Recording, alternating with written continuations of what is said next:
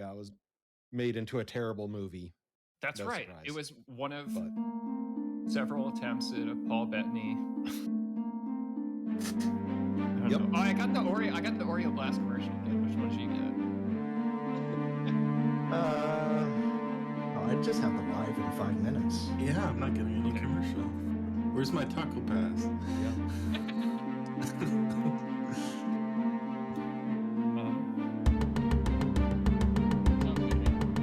Sounds fun.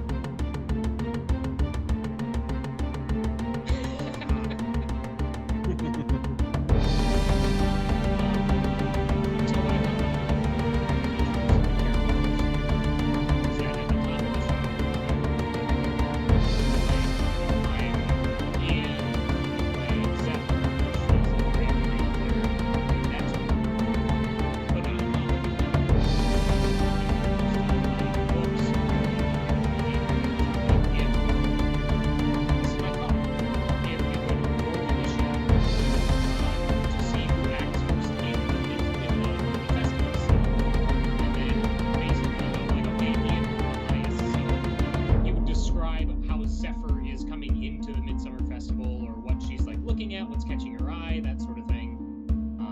And so you kind of more describe your character in the moment and less about your character just in a vacuum. That's a thought. And then my thought is then, you know, Ian would pick a game or whatever Zephyr wants to interact with. We'd do that really quick.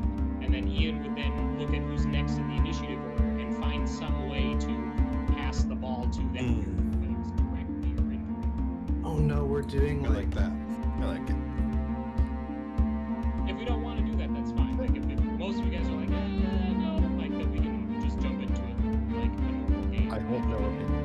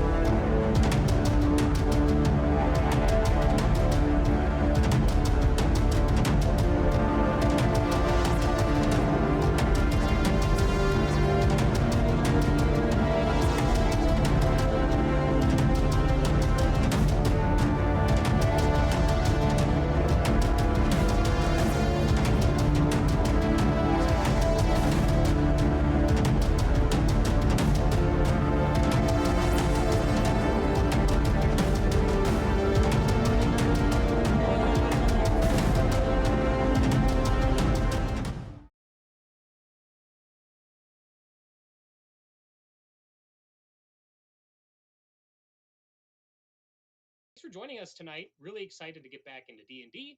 I hope that we have some returning viewers from our Rime of the Frost Maiden campaign from last year, or from our Call of Cthulhu campaign from earlier this year / later last year. Anyway, thanks for joining us. As you may or may not know, we will play Dungeons & Dragons every Tuesday night from 7 p.m. to 11 Central Standard Time, so look forward to this also in following weeks as well. As always, not as always, but as always for at least this stream, I am the Dungeon Master and your host, Nick. And joining us playing the game are the players that we had for Rime of the Frost Maiden -1. She'll be with us again next. And those players are, starting with Case. Do you want to introduce yourself and your character? Sure. I'm Case. I will be playing Tefka Irynyx, Tiefling Artificer, Cannoneer, which is a new custom subclass particular to this campaign. How much of an introduction do you want? That's good, because we'll do the character stuff in the game. Great. I didn't prepare more. Dave. I'm Dave. I'm playing Squall, a Water Genasi coastal druid. Nice. Ian. Ian, I'm playing Zephyr Salno, an Genasi Cleric of the Grave Domain. Josh. I'm playing Tig, Warforged Barbarian. And what path? Oh, Path of the Zealot. Sorry. That's right. And Justin. I'm playing Aerashka. She is a human subrace. She is a spirit bard, except due to campaign weirdness, it's not exactly spirit. So I'm sure we'll get into that later. Yeah. So that campaign weirdness is that we're playing in Skies of ARDATHAS. Like I said, the setting is ARDATHAS. That is a homebrew setting created by these players +1 when we played a game of Microscope last year. And we walked away from Microscope with mixed feelings, but I think we're all pretty excited for the setting that we created from it. So excited to get that underway. And not with us tonight is Max. Max will be playing a human paladin named Celsia. We will see her in future sessions. So we're just going to go ahead and get started. You all are here at the realm of Corwynn in the capital city of Rockwing. And you're here for one reason or another, but you're all at the city during Midsummer Festival. So this is the day between the months of Flame Rule, I think, and High Sun. I have a calendar on here. For some reason I forgot which month. I know High Sun is the month you're moving. And Midsummer is, think of it as a holiday that's like a mix between Valentine's Day, Independence Day. It's all about celebrating life and freedom and love and companionship. And so there's all those kind of festivities have been going on for this whole 10-day leading up to Midsummer itself. And now everything's kind of in the big swing. I will move us to Town Square map.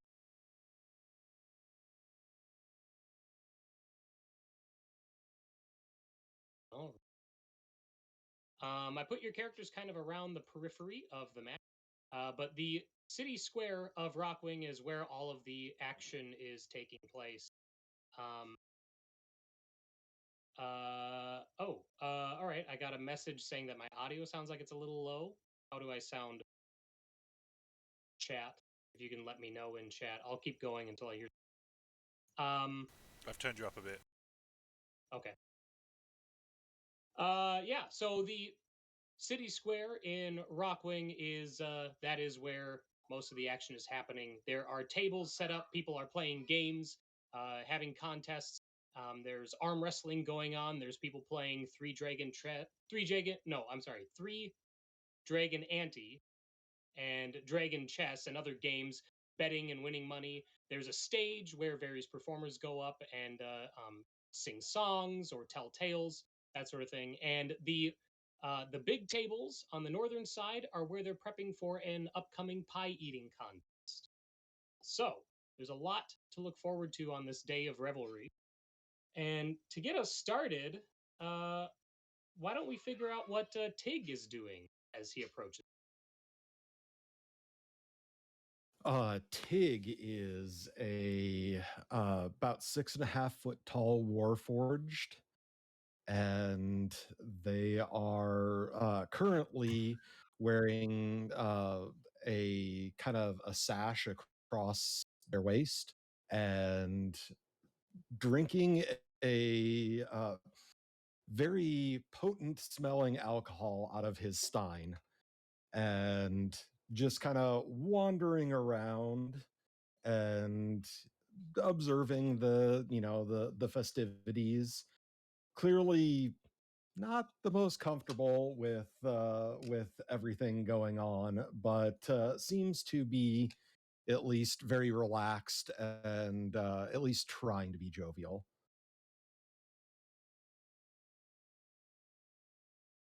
And he will wander over to the Guess the Feathers pavilion.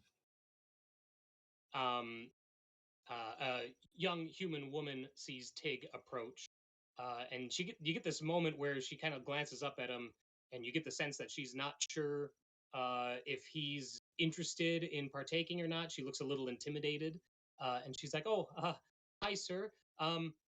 Are you looking to play a game?"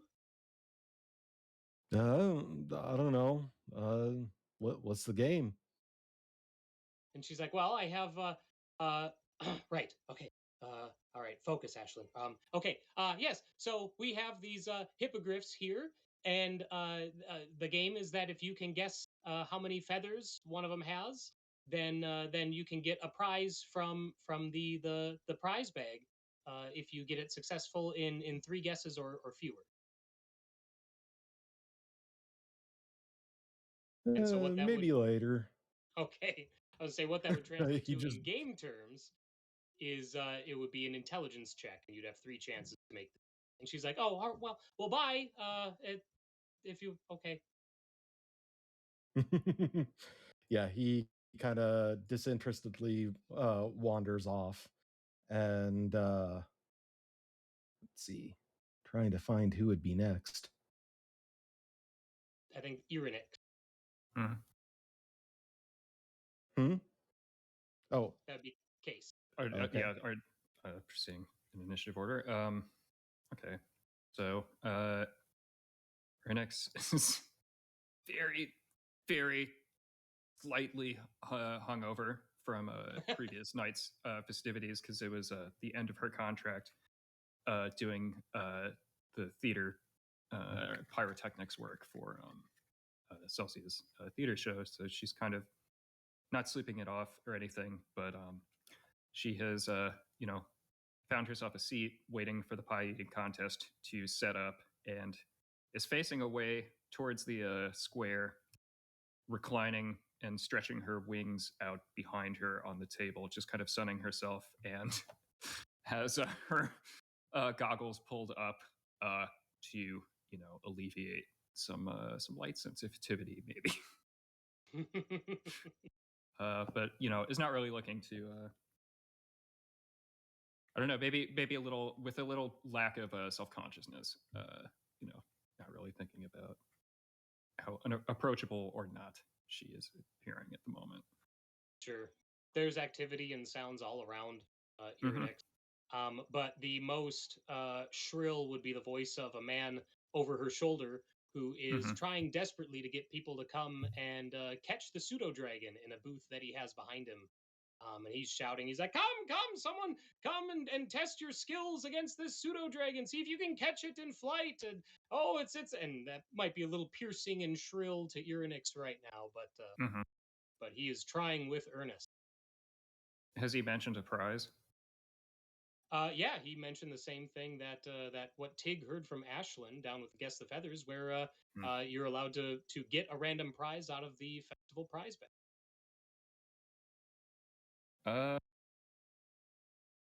I'll take you up on it. Oh, perfect!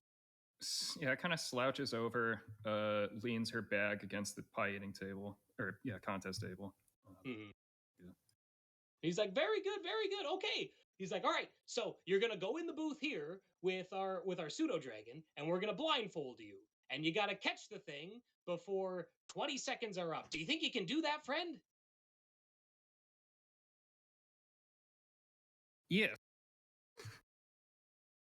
Great. All right. And he Mhm. approaches you with the blindfold and like waits for a moment with your sunglasses up and then just puts it over your sunglasses. Yeah, and then she pulled him down. Okay. He's like, oh, great, great. And then he puts his hands on your shoulders Mhm. and guides you into the booth, and you hear the door close behind you. And after a Mhm. moment, you hear the fluttering of wings.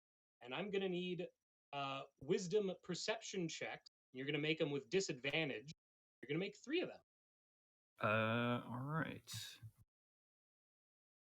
Well, rather, you get 3 chances. We'll see if you get the. Okay. Since we haven't used, sorry, is there a disadvantage toggle in the Oh, on on Beyond, 20, right. like the you know how there is on a On roll 20. right? All right. In that case, I'll just did those go through 5 and 14. All right, so 5 for the first roll. So you hear it fluttering around, and your hand shoots out at where it was, but you bang into the interior of the booth, and you kind of shake your hand a little bit. Mhm. Totally missed it, fortunately. So you got 2 more chances. Okay. Yeah, I'm not sure. Can I where- use a mage hand to negate Oh. this? Oh, interesting. Are you doing so and trying to be like stealthy about it? Like, are you trying to hide that you're using magic to? I mean, your he odds? shoved me into a darkened booth, so I don't even know if there's anyone in here to catch me, or if this is even cheating too. Sure. Okay.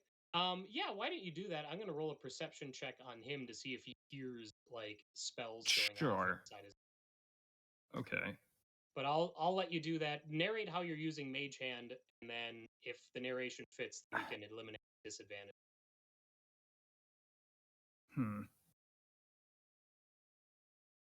Doesn't actually, I don't know that it actually conveys any tactile feedback. So it might just be like using the hand to flush out pseudo dragon and then reach elsewhere, right?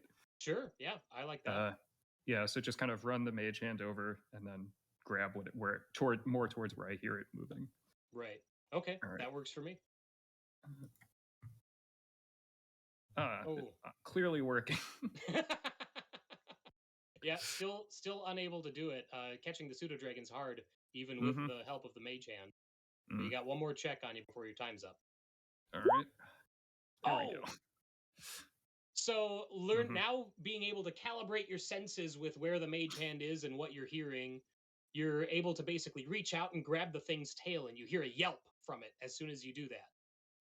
When that happens, you hear the latch open on the booth door. The booth door swings open, and the man's like, "Oh, congratulations, you did it! Perfect!" And he takes your blindfold off, and the pseudo dragon is like flapping its wings and all that, like desperately trying to get free of your hand. You sound surprised. He's like, well, it's difficult to do that. He's like, but I shouldn't have doubted you. If you want to try it again and see if you can get more prizes, I can release 2 pseudo dragons, and you have to go for both of them. Huh? Once was enough, friend. Oh, okay.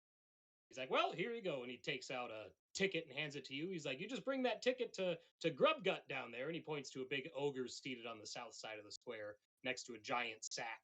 He's like, bring it down there, and he'll reach in that sack and grab a prize for you. And this is free? Yeah. Yeah, it's all part of the celebration for Midsummer. And the contest, the pie eating contest, is still not initiated. Not yet, no. Right. I will then make my way down to the prize ogre. Sure. But I am throwing it to, I mean, unless you want to also do the drawing now. We can do that after the next character. I think Zephyr. Yeah. Zephyr with an 8. You gotta turn in those Chuck E. Cheese tickets and pick out your prize. Yeah, so Zephyr strolls into this area. She's on the shorter side. She has blue skin and white hair. She's wearing a long grayish cloak, a dark grayish cloak that covers most of her body, even though it's probably pretty warm, I imagine. She doesn't look too bothered by the heat at the moment, though. And she's just kind of surveying the scene and seeing what everyone is up to. Doesn't necessarily look super comfortable with this amount of people, but she's not freaking out or anything. She's just kind of figuring out how she fits into this puzzle of peopledom. But as she looks around, she does see something that's kind of familiar, which is the tables for the pie eating contest. So she's going to start walking over to that area and saying, is there someone over there who's like clearly someone who's actually running the pie eating contest? Yeah, so the two people on the north side of the table, they use those long tables as where they serve refreshments and alcohol and snacks normally. And they're in the process of clearing it out for the pie eating contest. How many days would you say Zephyr has been in the city of Rockwood? Um, I'm gonna say probably not too long. I know Dave has some say in this too because we essentially traveled together, but I would imagine like a couple days maybe. It's definitely not been a long amount of time, I would imagine. Sure.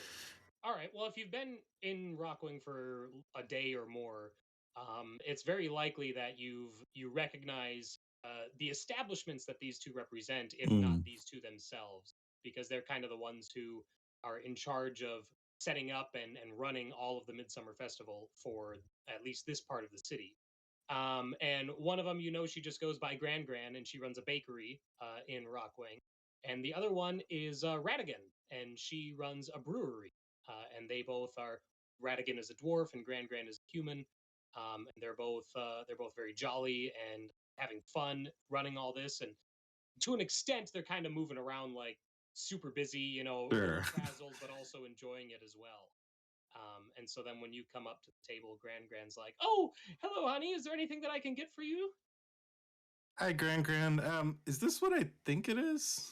This looks very familiar. We don't have many festivals like this back home, but I think I recognize a pie eating contest anywhere. Oh, yes. It'll be starting soon. So if you want to join, just have a seat right here and we'll get started momentarily. Okay, sounds good. All right. And then I believe And then, Squall yeah, I think as I'm waiting, I kind of look around expecting Squall to have followed me, and then he's not there, and I'm kind of like looking around to see what happened to Squall. is. Right, so you can see him because he's close to 6'4". He's got dark green skin, deep blue hair that seems to be like caught in a breeze that doesn't really fit what's going on.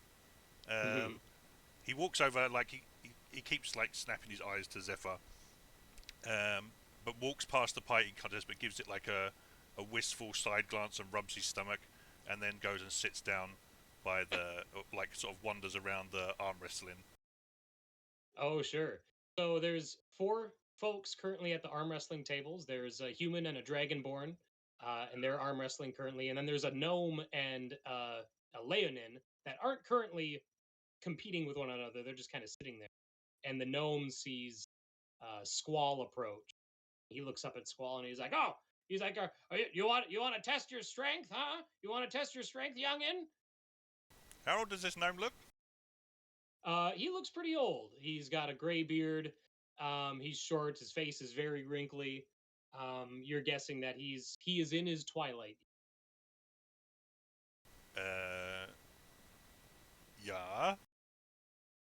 He's like, it's 1 silver, and then the winner takes both silvers. So if you got a coin, put it on the table. He's like, you choose your the person you're going against, but I always try the newcomers, so you go against me first. Squall shrugs and tosses a silver piece on the table. He's like, "Haha, great! Name's Erston, friend." Squall! Nice. And he puts his arm, he rolls his sleeve up all the way, and he's got this scrawny little gnome arm, and he slams his elbow on the table, and he winces a little bit. And he's like, "All right." Kicked by a gnome. That's gonna hit the end of it. Yeet this dude into the fountain. So this is going to be a strength athletics check from Squall.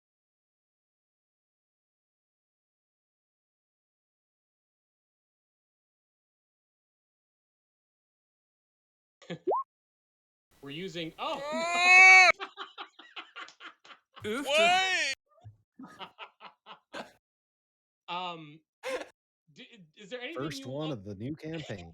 Yeah. Hmm. Do you want to describe why Squall, this large Genasi, loses to this tiny little I'm finding gnome? like really difficult to get a grip, right? Because his hand Okay. is tiny, and like I'm 6'4" and weigh like 300 Yeah. pounds, and I'm like struggling You're to get too- a grip. I don't want to yeah. hurt him. I'm like Right. You're too gentle is Yeah. the problem. Yeah.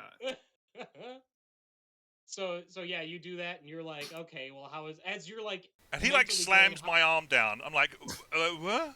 yeah, like you're basically trying to make sense of like how is this even gonna, and while you're still mentally working out, he just goes bah! And slams it down. He's like, Erston wins again, and he scoops up the 2 silver. He's like, great, ha ha ha. He's like, you got another one? You want to try it again? I slam another silver piece down the table. Yarmenu. All right, give me another one. Zephyr calls out, "You got it this time, Squall." You saw nothing.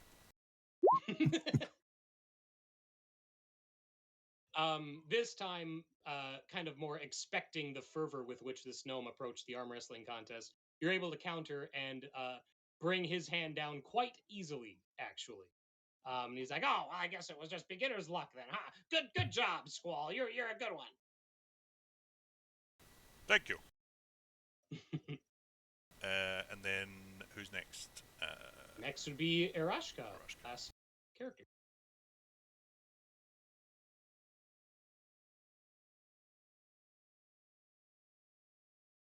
Justin, if you're talking, you're muted. Right? You're on mute. I was on mute because my child was here for briefly. Oh. So Aerashka shows up. She is a slight, about 5'2" young woman with short blonde hair. Her skin is really, really pale. She's fashionably dressed in dark clothes, and she actually has some tinted glasses on at the moment. And she sort of looks over everything that's going on. You probably can't see her expression too well, but I guess my question is to you, Nick. Is this gnome really loud over here in the gnome poetry area? The one on the stage. Yeah. Yeah. So that gnome, she every so often she'll say a limerick or a gosh, what is the one that Scott loves? Scott, what's your favorite type of poem? Haiku? Yeah. Haiku, thank you. Yeah. Every so often she says a limerick or a haiku, and she gets the crowd in front of her just laughing and super excited. And then she'll take a bow. And then after a few moments, the dwarf that's behind the stage will come up and be like, he walks up there and he goes and he's like, if anyone wants to try their wit against the absolutely hilarious Rosa Wise, then step on up to the stage. He's like, the winner will get a prize from Grubgut. And he's looking around. He's like, no one. Oh, And then he's like, in the game pavilion, they're playing, you said, 3-Dragon Ante and Dragon Chess? yep, they're playing 3-Dragon Ante, Dragon Chess, and they're also playing, where is it? And they also have just dice games going. And Okay. you get a sense that it's much like how the arm wrestling works, where someone comes over, they put money down, and then they play a game, and then potentially win everything. Okay, let's see. Okay, Aerashka, she'll sit down and just sort of listen for a while as this gnome sort of does his thing. It is a he, I'm assuming. I thought you said he. Okay, she. Um, and after a while, yeah, she'll get up and she'll approach from behind and So say, Aerashka, oh, go ahead. "Oh yeah," she'll just sort of quietly pop up to the stage and say, "Sure, I'll give this a go." Oh, and the dwarf's like, great, grand. He's like, all right, they're going to see who can outdo the other. So audience, clap loudly for the one you like better. And then he steps back. The gnome looks up at Aerashka and gives a little bow. And she's like, I'll go easy on you since this is your first time. So what I'm going to need from you is a charisma performance check. What if I decide to do charisma intimidation instead? Well, you're trying to impress. Hell yeah. You're trying to impress the crowd is your goal. I'm more thinking like to take apart whatever she says and just sort of basically rap battle it back to her. Okay, sure, let's do that. You can do intimidation. That'll work. Awesome. Well, unfortunately, so what she is doing is she starts off by reciting a limerick, and it's a dirty limerick, and it kind of catches you off guard.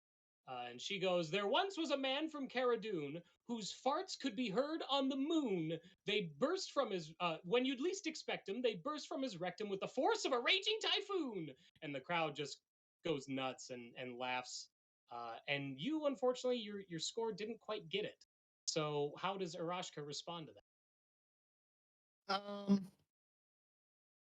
So the gnome hadn't been doing these dirty limericks before, so yeah, that definitely catches her off guard.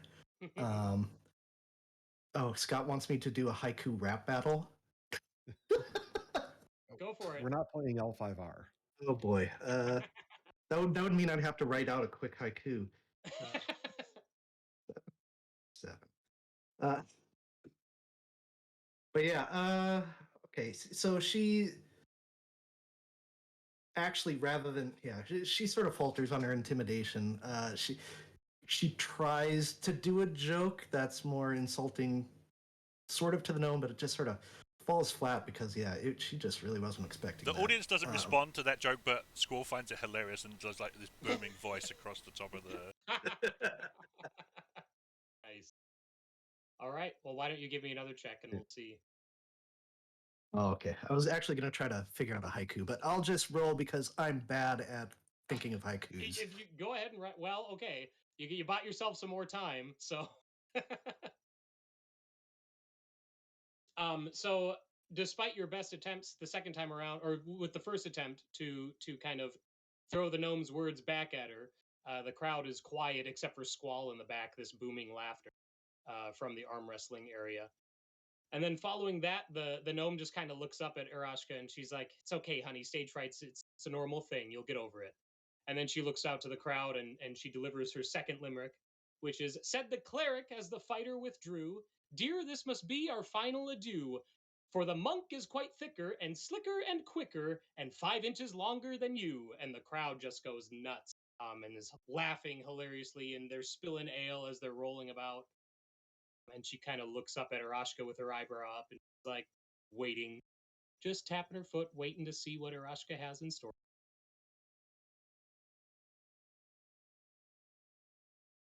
Scott in chat says, "Yeah, I like haikus.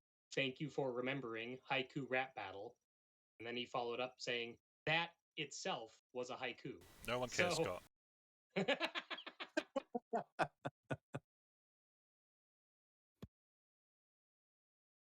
While that is going on, we will take a quick break from that action so Justin can fashion his haiku. So Irynyx, you approach Grubgut with your ticket, passing by the folks who are just laughing and jeering and having a lot of fun at the stage. And Grubgut is just sitting there, and he's got a big leather bag in front of him, and there's a small little fairy dragon that's kind of perched on his knee. And he watches Irynyx approach, and he goes, "You have paper for Grubgut?" I have a ticket if that's what you ask. And he holds his hand out. Is there one ticket for one prize? No other interaction? And he's like, and he looks at the fairy dragon. Fairy dragon, "Yeah, one ticket, one prize." And he's like, "Yes." All right, then. She'll hold it out. Okay. His big hand just slaps into yours and takes it out. And he holds it up and he squints at it in the light. And then he takes it and slides it into a pocket. And then he rips open the bag, and the fairy dragon dives in there. You hear this rummaging around, and a lot of different things like jostling about inside. And then the fairy dragon comes flying out, holding a hand mirror in her claws. Flaps over to Irynyx and drops it in your hand. He's like, "There you go." Lovely. Thank you. And Irynyx, you kind of turn this silver hand mirror around and you look in the glass, the reflection, and you see that there's two of you in the reflection. One of them like almost just a couple inches off of where you are, almost like the mirror is showing double. And you get the sense that this mirror, you're able to cast mirror image from it once per day, but it only creates one duplicate, not This is quite a prize to just give away. Huh. Yeah, I guess I'll just be making my way back to the tables as I figure out that aspect. Sure. Justin, how's the haiku Or workshop actually, going? yeah, sorry, if there's like been a commotion going on to the west here, I guess I will kind of gravitate that way. Oh, sure. So Rosa Wise finishes her second limerick and looks up at Aerashka with a raised eyebrow and a tapping foot.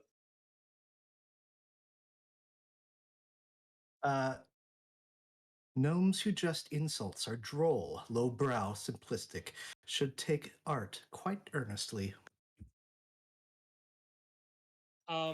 Squall The laughs. crowd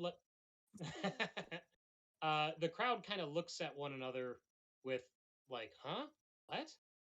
Oh, come on. They If you if get they the don't sense that know a they're- limerick, you get the sense that they're like, this isn't what is, someone's just like, say something funny. Getting heckled. boobs. So you get Did one you more, say one more rubes? test. No, I said boobs. Oh, Because apparently that's all this crowd wants. All right, you got one more check on you. Okay. Yeah, this is. Oh. Well, so Rosa Wise just kind of chuckles and shakes her head.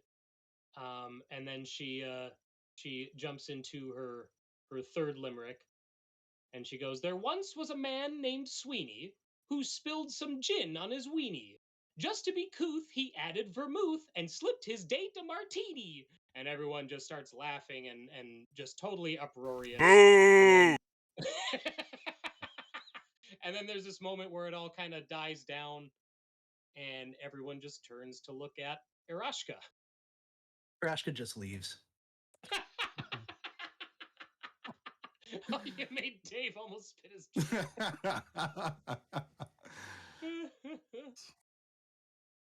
All right. At about that time, as Aerashka is walking down from the stage, you hear Gran up at the tables up there, and she's like, "Anyone who is interested in the pie eating contest, we're gonna get set up for that. So make your way up here." Zephyr's already there, and it was like a few minutes earlier in the last joke, and she's like whispering to the person next to her. What? 5 inches longer than what? I don't get it.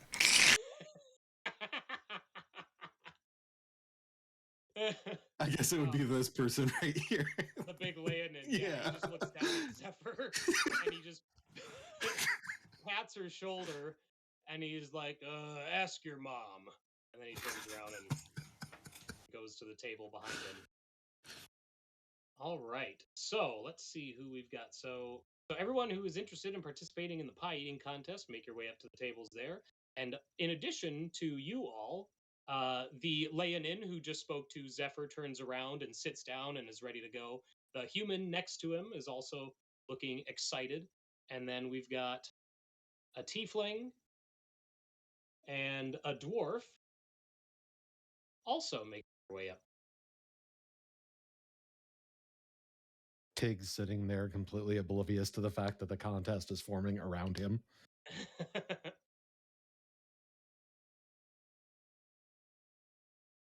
Right. So the dwarf saddles up next to Tig, and she looks up at him, and she's like, "Well, hang on now." She's like, "Is this fair?" And Gran kind of looks over, and she's like, "Is what fair?" And she goes, "Well, him, he's a," and she like knocks on Tig's arm. She's like, he's a machine. Is this fair?" And Gran's like, "Well, yeah, anyone can participate." Participate in what? She's like, "Oh, it's a pie eating contest, honey." Oh, I like pie. And she's like, "Great, that's the spirit." And then she goes back and she starts grabbing pies and setting them in front of everybody. And what this is going to be, so for Zephyr and Tig, you two are going to give me Constitution saving throws. And it's going to start with a low DC, and it's just going to be, we're going to go up each time. So let's see who can last the longest, who can consume the most pies. Zephyr's gonna mutter a quick prayer under her breath. I know we have more important things to do, but I just don't want to throw up in front of everyone. That's it. Tig is focused way too much on his very, very strong drink and probably not using good form to eat. Oh boy. and the, and the Oh. human that's next to Tig, the big man, he's like, "Ha ha!" And he slams his hands on the table. He's like, "Prepare to be stunned." And then he looks at Tig. He's like, "That's my name. I'm stunned." Boo! Tig lets out a fun little laugh. All right, so you guys start eating, and Zephyr, you get through the first round, but just barely. And you see that Stun, the human who was all excited, he gets about 3/4 of the way through his pie, and he's like, "Oh, I'm done. Gran, you made him too rich this year. Oh, now I'm stunned." And then he gets up and walks. They're delicious, Gran. All right, let's do another one. Yeah, he's already going. Okay. Oh my god! Nice. Zephyr finds her second wind, apparently, and scarfs down the second pie in earnest. And the Leonin next to her has to back out at that point, and he steps back and he's brushing pie bits from his mane as he takes a step back. But he keeps an eye on Zephyr. He's like, "Oh, this one's surprising me." All right, let's get some more con saves. Tig, you're doing great as well. You're just kind of like you're just Oh, going. boy. Like, you just have a pace and you're just keeping. Oh, wow. Zephyr, what does your failure look like?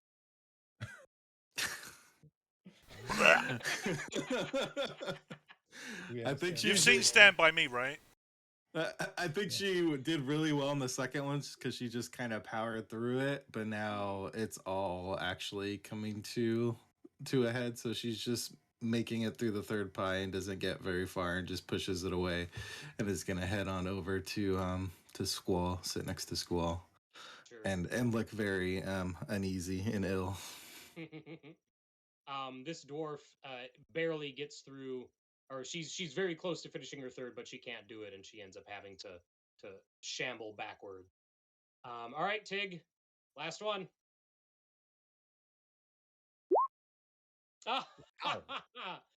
So Tig, you get through it. This tiefling is still going strong, but unfortunately, through the fourth pie is where she has to call it. And she taps the table and she looks over at Tig. How is Tig handling it? Tig, not being biological in nature, doesn't even notice what he's doing and is literally just shoving chunks of pie into his mouth, not chewing, not anything. And he follows up every single one with a swig from his tankard, which anybody remotely near can tell that that's not ale, that's like hard liquor in that. And he's taking big swigs. So the tiefling taps out and steps back, and Gran's like, "Oh, we have a winner!" Oh, and you see the dwarf back there. She kind of has her arms crossed, and she's like grumbling to herself. But Marnus Radigan, the dwarf brewer, goes back and comes forward with a trophy in the shape of a pie and hands it to Tig, and also a tankard, and she slaps that on the table, and she's like, "Congratulations!" She's like, "You won." She's like, "You get the trophy and you get the tankard aplenty." And Thanks. This some tasty pie. she's like, "Oh, And well, sure." She's like, "Feel free to buy more if you're still hungry." okay. And yeah, he pulls out his coin purse and tosses a few silver on the table. Grand sets another pie in front of Tig, and that tankard, Josh, is once per day you can just cause it to fill with mead, and Oh, it's nice. just full. Yeah. So there you go. Irynyx, I see that you had a a limerick to add to the contest. So there's this moment when the gnome opens her mouth to start another one after Aerashka has left, and that's when your silver comes flying on stage, and totally not the gnome's voice is suddenly heard on stage, and she has this moment where she's like, "What? What was that?" Like looking around.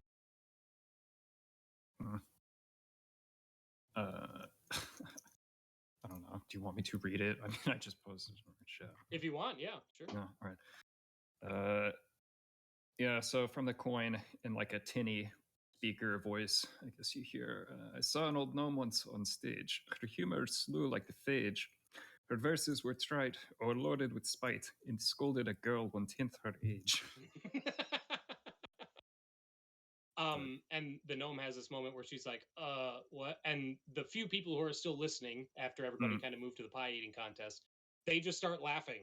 And they're like, "Oh yeah, like yeah, we saw that happened."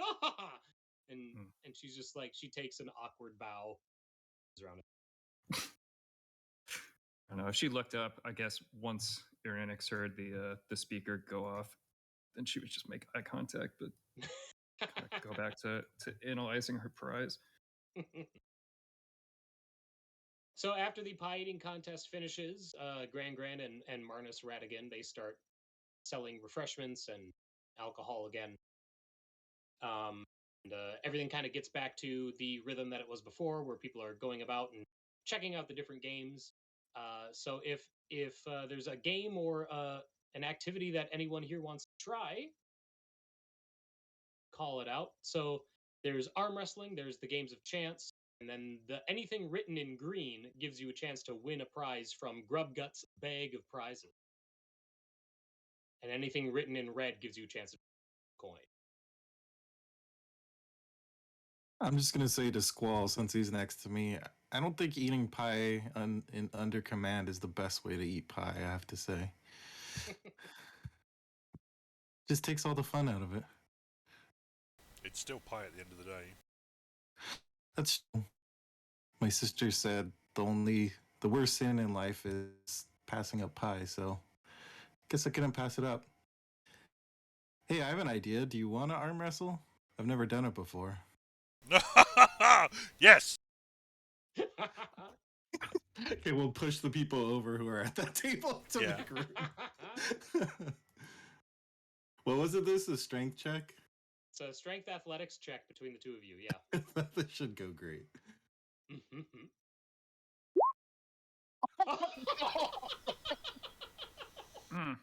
In a shocking upset.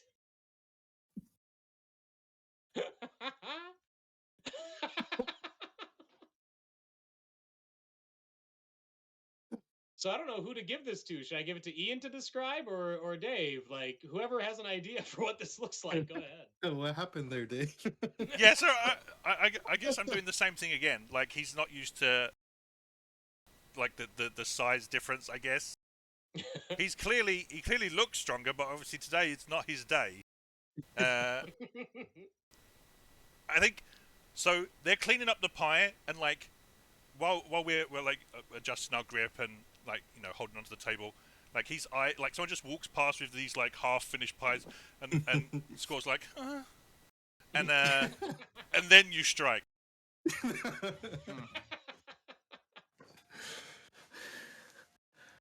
Wow, I didn't expect that, but yeah, Me pie's very either. distracting.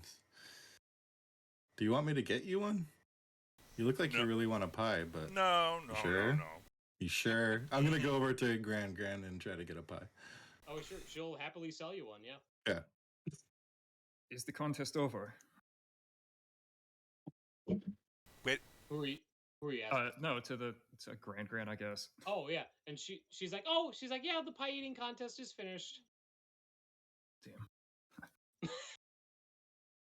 She's like, well, if you still want to eat pie, like we have plenty. I don't know. I don't think she's quite that desperate for pie. Okay. If I overhear that, I'll be like, I just got a pie. You can share it with me and my friend if you want. All right. Bring my way it back over. Yeah, back up and then turn around. I came back with pie and a friend. I tell Squall. They sell those over there?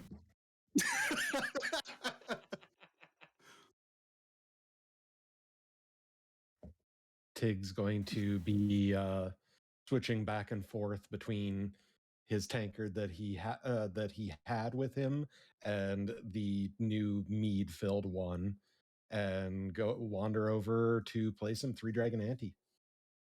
Sure. All right. For Three Dragon Ante, that is going to be bets are 5 copper as Tig approaches. Susanna, the woman sitting there, she's like, oh, and she's, she has the cards going, she's shuffling them very deft from one hand to the other. And she doesn't even ask. She sees Tig walking up and she just slaps 5 copper on the table. And she's like, that's the bet. She's like, put it on before we start. He reaches into his coin purse, grabs the copper, and places it on the table. And Right. he's just kind of sitting there, mostly oblivious to his surroundings. All right, Tig, this is going to be an intelligence check. And if you have proficiency with Three Dragon Ante, then you can add your proficiency bonus. Otherwise, straight in. I do not. Okay. Looking at my tools, I actually do. Well, I have a Three Dragon Ante set. I don't have proficiency in it. Sure. Okay. You're just an enthusiast. Yeah. Well, unfortunately, she outplays Tig in this round. He doesn't care. He's still having fun and losing terribly. Yep. After a very quick hand, she scoops up the copper. She's like, "Wow." She's like, "That's all right. You want to try it again?" Sure. All right, I'll take another check.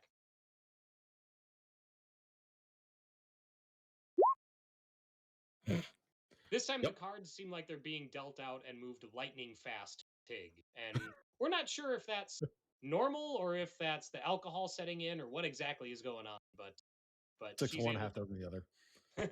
She's able to win much quicker than she did before. Justin, what has Aerashka been doing since she left? She's just sort of been skirting around the outside. The cards do sort of draw her, but she also isn't. I don't know. She seems reluctant to join other people. So I think she'll just wander over here and see what this is. I guess the feathers. Yeah, so Aerashka approaches and human woman sees her come up. She's like, hi, yes. Would you like to guess the feathers on one of the hippogriffs, ma'am? Sure. She's like, okay. And she goes back there and grabs one of the hippogriffs and leads it forward on a bridle. She's like, okay. She's like, all right, you have 3 guesses, and you want to get as close as you can to the actual number. And she looks at the hippogriff. She checks the tag on the hippogriff's, whatever you call it. Collar. Why can't collar? Perfect, thank you. And then she takes a piece of paper out of her pocket and she's like, okay. Like, all right, go ahead and guess. And so what this looks like is I will need guess the feathers. This is an investigation check. Intelligence investigation. And you can make 3 checks. This is What's going your- great. What's your first guess, Aerashka? That's a fail, so. Yeah, no, 18 I know. numbers. 18, is that what you just said? 8. No, she'll say, I don't know, 120. I don't know. And the woman shakes her head. She's like, nope, sorry. 2 guesses left. 122. And she's like, well, you're closer, but still no. There you go. All right, that is a success. And so you don't, Aerashka doesn't guess the number on the nose, but she gets pretty close. And close without going over. And so she's like, wow. She's like, oh my gosh, yeah, that's right. You got it. Here. And she hands the paper and she's like, take this over. And she just turns around. She's like, to him. And she points to the ogre. She's like, and he'll give you your prize. Oh, thank you. And I'll wander over there. Bye. I'm supposed to give this to you. And he's like, oh. And if Aerashka hands it, then Grubgut slaps his hand down just like he did for Irynyx and scoops it out, and then inspects it against the sun for a moment, lifts it up and looks at it, the sky behind him. He's like, oh, and then he shoves it into his pocket.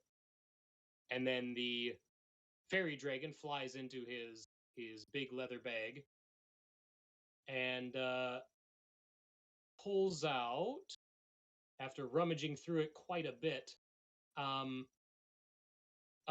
pair of ruby sunglasses with lenses that are red, almost like they're tinted like rubies, essentially. So the fairy dragon flies that over to Aerashka and drops it in Aerashka. Thank you. The fairy dragon's like, yep, no problem, and then flies back over to Grubgut. If I try them on, do they still sort of filter light? A little bit, yeah. But Okay. what's more is you get the sense that once per day you can cast Bless on yourself with these ruby shades. Why don't you just Oh, I can cast Bless on myself normally, but But this won't use a spell slot. Wow. Yeah, that's true. You're gonna In drop bright- the I'm free Boo! prize.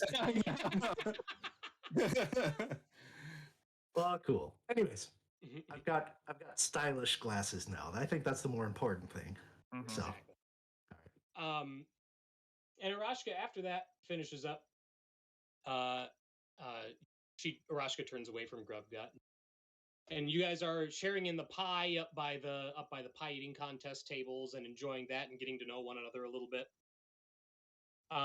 Did you want to RP any of that? If not, I'll. I don't think it's necessary. Like, Squall's just like picking at the pie, really. Mhm. Okay. Yeah, I think we can just fast forward. Sure. So all that's going on, and there's all the sound and commotion going on around you guys as everybody is enjoying the Midsummer Festival, and children are running around laughing, and people are taking turns up on the stage reciting tales and songs. And then you all get the sense that everything kind of quiets around you for a moment, and each of you kind of look around to get an idea of what's this change in mood suddenly. And you see a lot of people are looking up into the sky, and you follow everyone's eyesight up to the sky above you. And as we know, but the audience may not know, Corwynn, the realm that we're in, is one of many floating islands in this setting. And that is where most of civilization lives, is on these floating islands. And above the city of Rockwing, there is a kind of a fortification island, a small island on which is built a watchtower, and that's called Tower Island. And it floats about 800 feet above the city of Rockwing. And everyone kind of looks up, and you see that Tower Island is approaching Rockwing. It is coming down, and after a couple seconds of watching, you realize to your horror that it's not just approaching, it's falling. Falling towards the city of Rockwing, 800 feet below it. So we're going to take a quick break, and we'll be back in 15-ish minutes. And when we come back, we'll see what our players are doing in response. Catch you guys 15 minutes.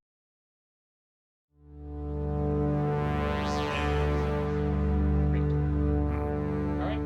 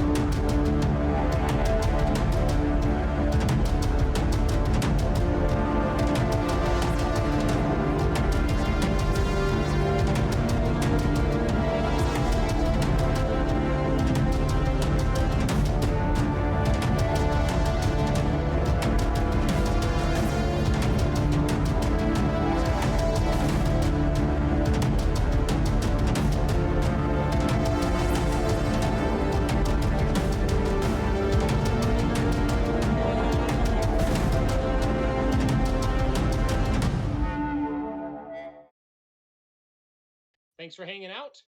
Before we go any further, I'm going to remind everyone about some house rules that we're playing with now, specifically the team inspiration. So, in previous games, it's been very clear, especially in the early episodes of Rime of the Frostmaiden, that I am terrible at remembering inspiration.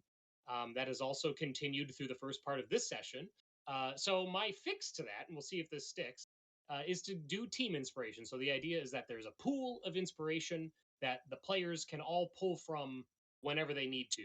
So if there's inspiration in the pool, they can spend one to roll with advantage or to ignore disadvantage. It starts with 1, and the max that we can get in that pool is up to the number of players, so currently 5. And I basically award that anytime I'm like, that was an awesome character decision that you made, or that was a great role play moment. And so because we had a bunch of great role play moments just now in the last hour, and I failed to add any inspiration, I'm going to add 2 more, so you guys are at 3 of 5 going forward. Yeah. From there, so let's get back to where we were. So you guys were all enjoying yourselves and getting to know one another, and then you noticed, along with everyone else during Midsummer Festival, that Tower Island, the floating island about 800 feet above you, is beginning to fall. And there's a moment of stunned silence, and then panic very quickly sets in as people start screaming and rushing around, scrambling over one another to get to some semblance of safety. Although because of the size of Tower Island, you're not sure how much safety there is if you're just looking to get out of the impact area.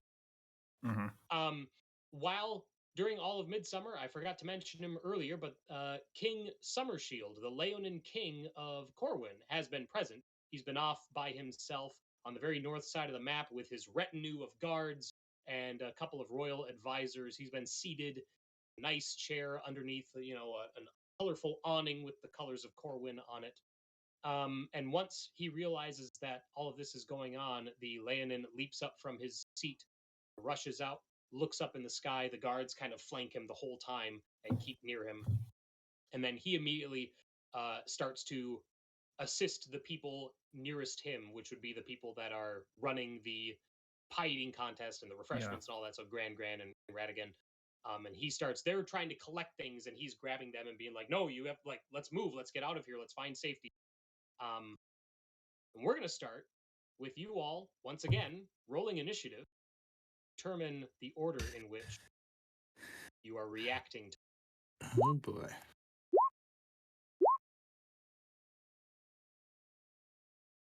Why did it say I forgot to click my token. Same here. I'm rusty. Oh, yeah. You all. There's ads there. And you guys can change your initiative value, right? Yeah. Yep.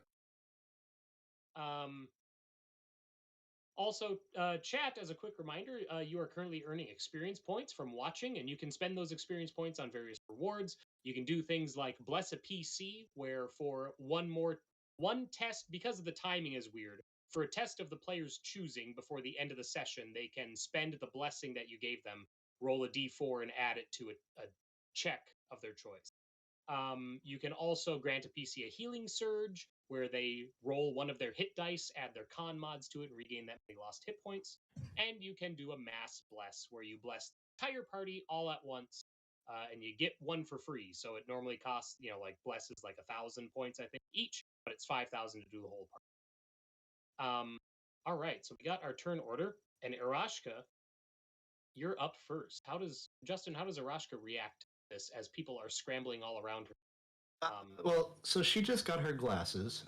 So she basically puts on her glasses and looks around and sees how it works with her eyes, and she looks up and sees the building falling, and she just doesn't move at that point in time, and that is her turn. Oh, wow. All right. Tig. Tig looks for a brief moment like, am I that drunk that I'm hallucinating? And then once other people start responding, he immediately kind of snaps out of it and then starts anybody who looks like they are slow getting to safety, or anybody who is already hurt or children, whatever, he's going to start picking them up and basically tossing them to safety, or at least as best he can. Yeah, it's falling like basically directly on us, right? Maybe not directly, but it's close enough to where you're gonna feel it. Yeah. Yeah. Okay. And Tig, there are plenty of people around you who need that assistance. You find a lot of. You find that you are well placed. Irynyx, what are you doing? Well, Irynyx has a skill set. She has wings, so True. she kind of looks around, and I guess sees that there's either some people frozen in panic or not. But I don't think anyone else is going to be able to follow her. So she'll turn to Squall and Zephyr and say, if you're able to come with me and help, do so. Otherwise, clear the area. And then she's just gonna like Superman up, spread her wings. Yeah. Okay. Like out of the shadow of the building. But Oh, sure. if this is like an action, she will dash, heading out of the but heading up. I guess Like and at come an around angle. back to the side of the building and see what she can see. For some reason, I was hoping that you're going to like uppercut the building coming down at us. I mean, that'd be pretty cool. Good luck. Superman, that shit. What is Irynyx's flight speed? Is it 30? It's 30, but dashing is just moving again. So Yep. the action would be to, I am now, I guess, 60 feet up or whatever. Right. Yeah. Okay. Zephyr, you see Irynyx fly off. I like look at Zephyr and go like, Zephyr's been having fun so far and was having a pretty good mood, but then when she sees this happening, it's like the ultimate nightmares come to reality, and she's gonna grab Squall's arm at first and be like, I've seen this. I've seen this. And then she snaps out of it, and she's gonna stand up and using thaumaturgy, I'm gonna make my voice really booming and loud and just try to communicate to everyone, get to shelter, get to somewhere safe, and then just try to gather whoever's like at the table next to us and try to get to wherever there's a nearby building, basically. Cool. Zephyr, why don't you roll me a persuasion? I don't think that. Intimidation? They're both the same, so sure. Okay, just roll a persuasion check for me. Okay. And make it with advantage because of the thaumaturgy. Boom your voice. Okay. Now, how do I roll with advantage on this thing? I don't know. Shift and left click. Or actually, Shift. Oh. I cool. posted it in the Shift and control. Nice. Yeah, Oh, Josh no. posted them in Oh, the- it's 3 or 1. So Oh take your my pick. god. So This is payback for the arm wrestling. there's some reaction, but not nearly as much as you would hope to your Sure. thaumaturgy voice. Yeah. But you are able to still help people around you, much like how. So, all right, Squall. Is there What are any you like? doing? Are there any like? Is this everybody that's here? Are there any like small kids, or this gnome is still here?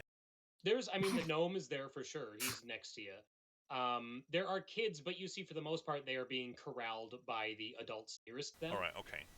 So I'm gonna grab the gnome or anyone else that's nearby that I don't think is going to be able to move very quickly, and then book it to this wagon, like cart thing, Sure. and just shove him in it and get ready to move it. Okay. You throw Erston in, and he's like, "What? Oh, right, all right, and he just doesn't really get any words out. Shock of it Right. all. So can I dash to like start pushing this wagon and like start picking people up and Certainly. just get them out of the way? Yep. So we're pushing this wagon in the direction that looks like it's not going to get fallen on. Yeah.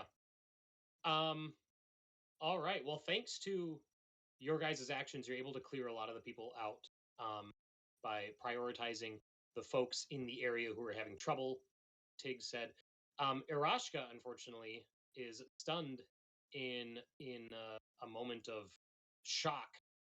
Yeah, Tower come on, you Island- guys. How would this not shock you guys? This is not my first falling tower. We live on floating islands, for God's sake. Tower Island impacts quickly after, and the impact is, I mean, it's a shock, it's a tremor, it's a shockwave throughout all of Rockwing and probably throughout all of this part of Capital Island. The first thing that happens is you're all knocked off your feet, and then there is a cloud of dust that erupts from the impact and engulfs everything around you. I need everybody to make dexterity saving throws.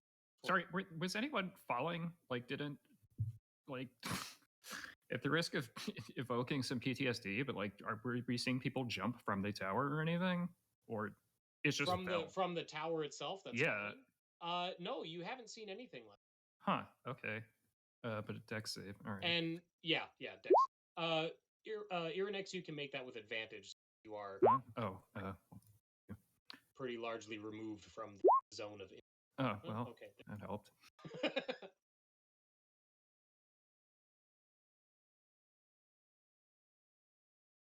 5. Oh, we are all okay. Everyone sucked. Apart from Justin. Apart from the person who stood very still. Yeah. She wasn't panicking. Yeah, she was aiming. She was precisely standing where a window in the tower was. Calculated. Yeah. So as the as Tower Island crashes down and you all struggle to get to a safe place, those of you who rolled 10 or higher, which is just Irynyx and Aerashka, you both are going to take 5 bludgeoning damage from debris that is thrown about. The rest of you are going to take 10 from. Ooh. And this is this, like I said, it is a catastrophic event that like I said throws you from your feet, blocks out the sky with the huge cloud of dust, and there's this moment where it feels like the entire world around you is ending as you hear nothing but the sound of shifting and falling stone and rubble. Even the sound of other people around you is all kind of drowned out in this horrific moment. And after a little bit, you come to realize A, that you're not dead, and B, that there's some people around you that are still caught in the rubble. Tig is actually one of them. And so as the dust slowly starts to settle around you, and it takes a long time because it's a lot of it, you can hear the sounds of people calling for help and of other people struggling to move bits of rubble and all that to free one another from there. And so we're going to do initiative. We'll keep the initiative where we are, but we're going to go down the order again. So Aerashka, how do you react to all that? Yeah. So how are the people around me doing? Grubgut, the ogre, grabbed the fairy dragon and shoved her into his bag, and then he took off. From there, you kind of lost track, but I would say that the young woman who was doing the Guess the Feathers game that you won at, she probably got her hippogriffs to safety, and you saw her collect a couple people on those as well. And so much like Irynyx, she flew those out of harm's way. But you do hear, I mean, nearby all of you, you hear the sounds of people struggling in the midst of ruin of this tower. So Yeah, because I would go try to help whoever I can hear closest. okay. Yeah, you would find the closest to you would be Tig and the woman that Tig was playing Three Dragon Ante with, Susanna. They're both trapped under rubble. They would be the ones nearest. Okay. Tig is going to just point at the woman. All right, so I will move up and attempt to. How bad is like the woman hurt at all, or just trapped? She looks like she's mostly just trapped. You don't see any grievous. Oh, great. So we're on to my best skills then, is what you're telling me. I'll be transparent. This will be a skill challenge for those of you who are not trapped. Mhm. And so you can describe to me the skill you want to use and how you want to use it. You know. Here's what I will do. I look at myself. I look at Tig. I cast guidance on Tig. Mhm. Okay. All right. Works for me. So Tig, you feel emboldened thanks to Aerashka's spell. Tig, you're in a position because you are trapped. Any test you make is going to be with disadvantage. But you are close enough to Susanna that you could try and free her if you wanted to, or you could free yourself to remove that disadvantage from you. So what would you like to do on your? I'm definitely going to worry about her first. Okay. So So then, which skill would you like to? I am going to say athletics because it would definitely have to be, strength based to try to free her, I'm sure, and athletics seems to fit. Sure. So Tig is going to kind of, even while he is pinned, kind of reach over and try to dislodge this woman from, whatever is pinning her. Mm-hmm. Okay. So Take an athletics check, and you do get to roll a d4 and add it. okay. So it's control for disadvantage.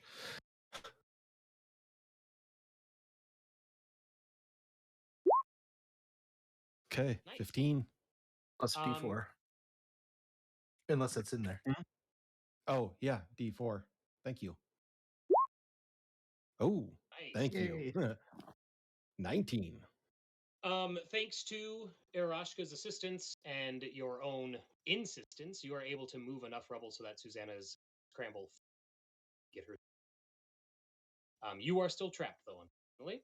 So I will go to Irynyx. You're flying above everything, so you have a nice bird's eye view of the destruction below you. Mhm. What would you like to do? I guess I will come back down. And if there's people that are out and exposed but seem to need medical attention, then I will prioritize coming down towards them. But I think it would take the whole turn to catch up with them. So. Sure. There are definitely people who would need. Yeah. All right. Then I will head towards them. Okay. We're not going to worry about like strict combat action timing sort of thing. Yeah, sure. So make the skill test that you would like. All right. So medicine.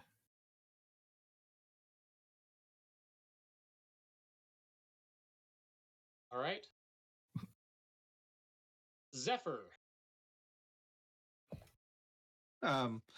Very similarly, I think I'm going to look around my immediate area and see if there's anyone who's clearly injured who needs me to help. So nearby you, you see Stun, the human who was very quick to bow out of the pie eating contest. He looks like he has a nasty wound from that fell. Okay.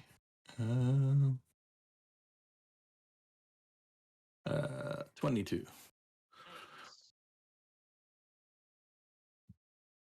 You're pretty confident that you take care of Stun. All right, Squall. I'm going to make my way over and help get Tig out. Oh, sure. Can I use this? Is this like a this handcart thing? Is this like a tip-in? Like, could I use it Like to leverage the yeah, the rocks off him? you could, yeah. I will do that then with athletics. Okay. Then I'll let you make that with advantage. Erston, once he shakes off his momentary shock, assists as well. I forget you he's are in there able- and they like tip him out of the. All right, so you are able to free Tig, and all of you are working to free the people who are trapped and assist those who need it, medical attention. And as you are working, and you're feeling pretty good about the number of people that are being pulled out of the rubble, and remarkably, the lack of any severe injury. The dust starts to settle around you, and you begin to see a more clearer picture of sky and the buildings around you and the city square. Tower Island looks like it fell further to the north from City Square, and it impacted primarily the church. And those of you who are familiar with Rockwing, the city of Rockwing, which Irynyx would be sure, you know that the church is, at least for a festival like this, it was largely empty because everybody was out of doors to enjoy the festival. So that when you see that as a whole, you kind of breathe a little easier, knowing that casualties would definitely be at the absolute minimum that they.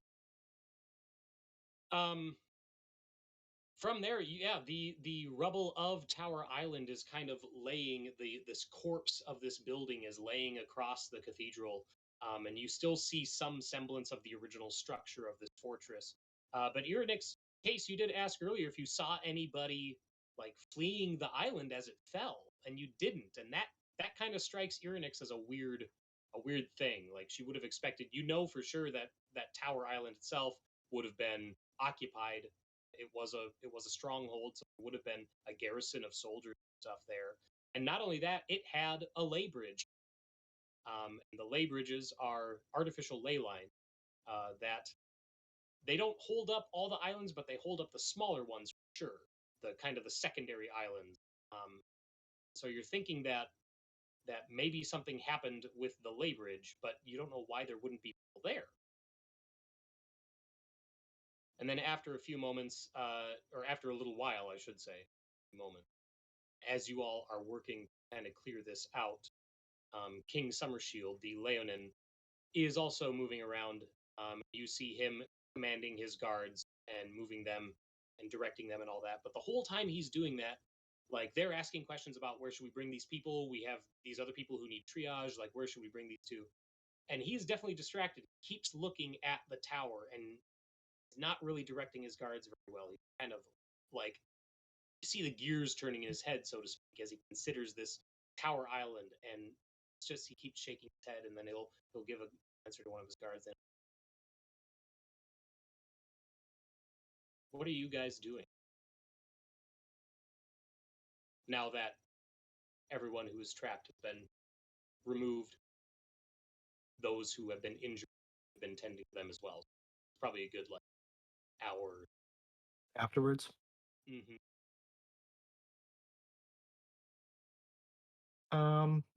Yeah, I think I would like to also sort of just view what happened here. Sure. Yeah, if no one stops me, I'll just pop right up. Yeah, there definitely isn't any the arrangement of people, and actually what I probably should do, we'll just move back to our landing page, our RP, because the map isn't really going to be important, at least for this little bit. Yeah, so you go up and inspect the situation. I'll take an investigation. Sure. 13. So the tower is broken apart, and you can see into it in different spots. And you may not have known this, but the ley bridge for Tower Island was so small that the ley bridge was inside the fortress that was on the island. And you can see into the heart of the ley bridge where the giant soul gem that powered the ley bridge is. And you can see that the soul gem is dark and cold. It doesn't look active like other soul gems, especially those that are powering ley bridge. It definitely looks like this one has been drained of its power or powered down in some way, or something happened to it that caused it to lapse in its function. Yeah. Yeah, Aerashka will cuss under her breath, and I think she'll just be stunned Sure. again. So you said the tower came down on the church, right? Yes. So Tig, once he's done kind of getting rubble off people and helping out where he can, and he realizes where the tower came down, gets a look of just almost panic on his face, and oh god, I had a cask of ale in there, and starts running over towards the church. What? All right.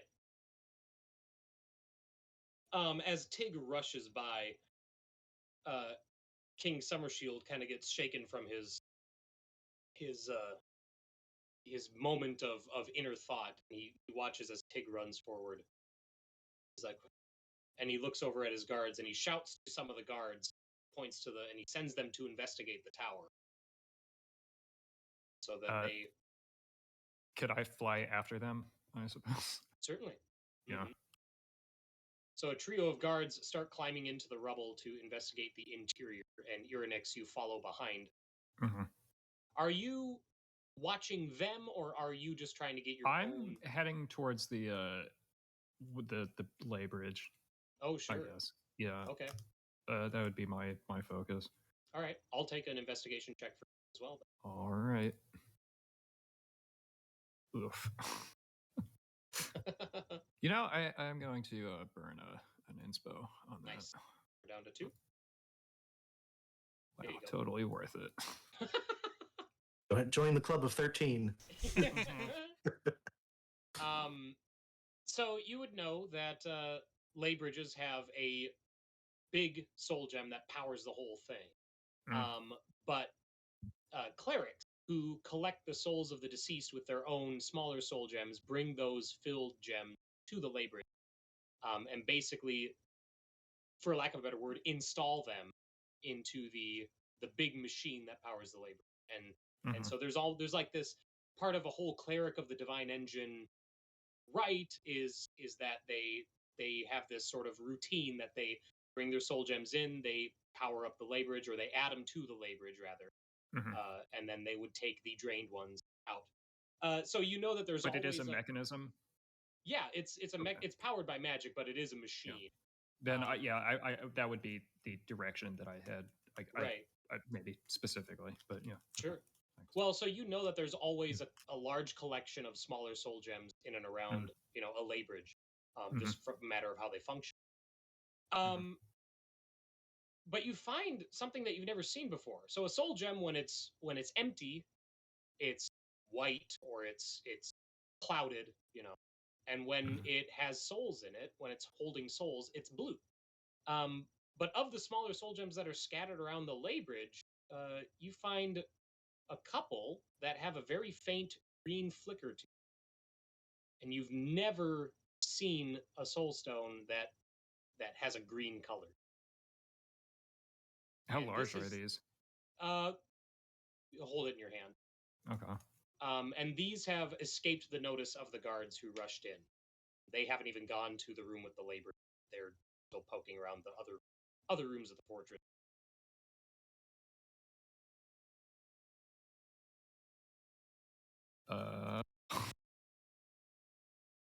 Well, I'm not touching that shit, but I will mage hand one over, maybe. Okay, maybe. Yeah. No, yeah, I will, reach out and lift it up, but Sure. just like out of the rubble, I guess, seeing as it's something different. Right. Okay. Zephyr or Squall, anything that either of you want? I think I'm just going to not really up on like royal etiquette and never having hung out with royals before. I'm just gonna slide up to the king and be like, excuse me, sir, is there a way that I can help? I've seen to everyone in terms of healing nearby, but it looks like you're Looks like you need something. As Zephyr approaches King Summershield, a couple of his guards immediately interpose themselves. He has a moment where, like, he looks at Squall does the same for Zephyr.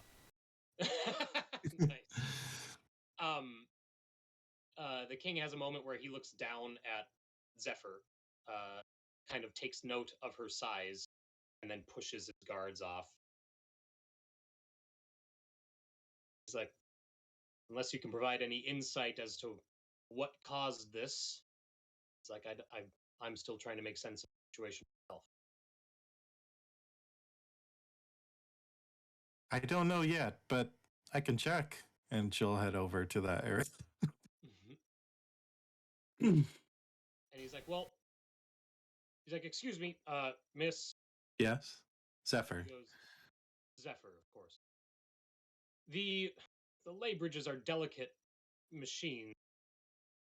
Should really be someone who's familiar with them expecting it. He's like, you don't want to expose yourself to anything harmful. Okay, thanks for the warning. I appreciate it. Can I, in talking to him, can I just get a read on his like state of mind? Like, I'll take an insight check. okay.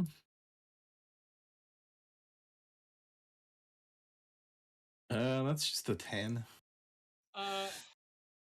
You get the biggest feeling that you're getting from him based on how he's acting and what he's saying is that he's out of his league. You get the sense that the way he's approaching things is not appropriate for what is just. Same, Lion Man, same. In that case, I will head back to see what Squall is doing then. And see if he's okay. Squall. Yep. I guess he would have been tending to the wounded and keeping an eye on Zephyr while she spoke to the king.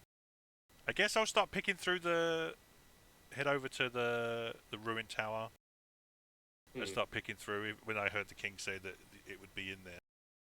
Sure. But okay. He's not much for investigating. Squall isn't? No. Do you want to give me an investigate check anyway? Sure. As you're doing this, Tig rushes by you, running into the rubble.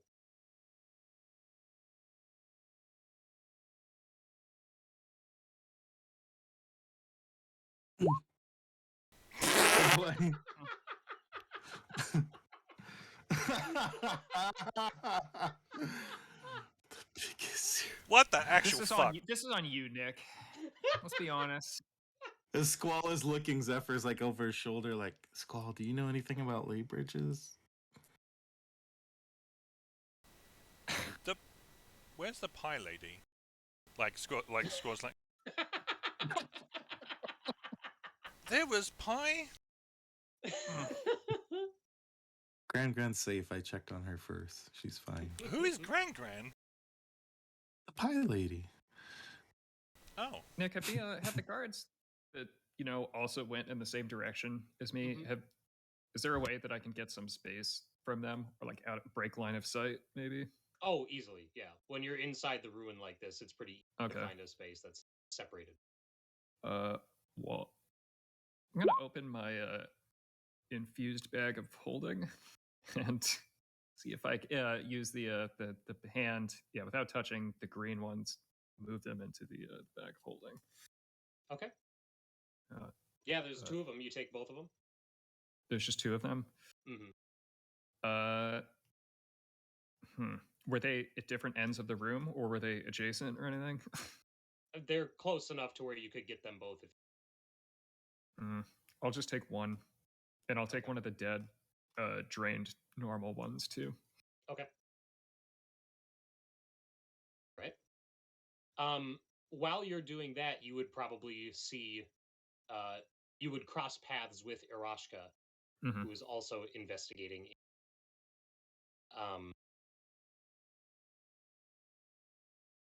Aerashka, I would say that you would see Irynyx putting something in her bag, but you wouldn't see what it is. Mm.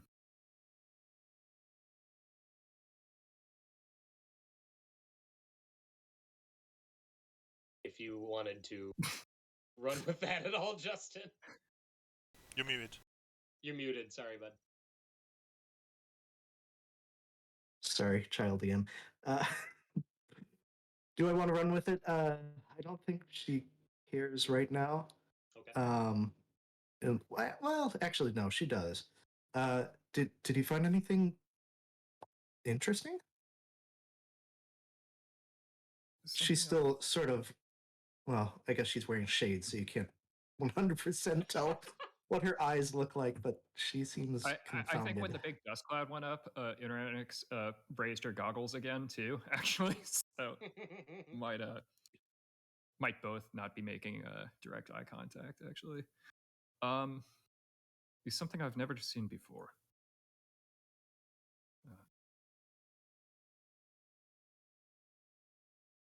Yeah, I'll like point at the big crystal. I'm like, that's not normal. You're right. It's not supposed to look like that, but there is something here I've still never seen.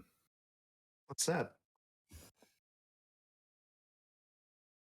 I guess, yeah, at this point, if you saw me like putting one of them in, maybe the second one that I was moving in, I will kind of reveal from, with the hand between us, or the floating mage hand between us. The big one is not supposed to look like this, but none of them are supposed to look like this. And then I'll put it back in the bag. I'll just make an Arcana check, religion check. I would say Arcana would be appropriate. Arcana. You're See not if I sure? know anything there. Mm-hmm. That's really weird. Oh my god! You two. Join the club. Yeah. Oh, to be level 3 again. Yeah, you can say that again. I need to analyze this in isolation. Right if you need any help, I would certainly be interested. As you two are having that discussion, the guards circle back into your area, walking over shifting rubble. And one of them's like, "Hey, oh, no! If you could back out, please. This is a dangerous area. You really shouldn't be in here." And then a second one's like, "Yeah, you need to." And as soon as he says, "You need to," Tig bursts through a bunch of the rubble as well, digging and clawing his way through, trying to get into the cathedral. And they're like, and they're like, "Well, hang on, sir, hang on." And one of them like grabs Tig by the shoulder. I'm gonna get like. It feels so weird to say this after 2 years, but I'm gonna get like nose to nose with whatever the one that was like on us to back off, and this is a matter of public safety. I'm a member of the public, but I'm like packing up the bag and like rolling the lid and like slinging it over my back. So I'm gonna just try and like bluster my way out of here. I don't know that he's actually trying to stop me. Well, you get the sense that. Oh, yeah, well. Wow, there we go. All right. Yeah, that's where they've been. The good rolls. And he's like, "I'm sorry. But it's really unsafe. It is. You're right, public, but it's unsafe. Just you don't have to tell me twice." And I'll kind of like spread out my wings behind me, but of course, one of them is the mechanical one. Yep. And I'll just kind of like to as a puff out my chest gesture, but then just move past. Sure. Tig, how do you react to being grabbed by one of these human guards? Tig kind of gets up and spins around and grabs him by the shoulders. "But you don't understand. I had a cask of ale here," and then immediately turns around and starts picking up the rubble and trying to get to where he was staying in the church. And he's like, "Oh, well, sir. I mean, ale is you can get that elsewhere. We need to clear this area. The rubble could be unstable, and sir, He is not paying attention. Do we see any of this? Squall and Zephyr see any of this from the? I would say you would have seen Tig run in for sure. Do we hear and the conversation? You could probably hear, a commotion. Maybe not pick up every word. Is there any barrels nearby? Barrels? Yeah. Found it. Tig stands up and looks around. And then goes over and grabs the cask. I don't know what's in it. Yeah, whatever. Tig isn't paying attention. He'll sling it under one arm and start walking away. So Thank you too.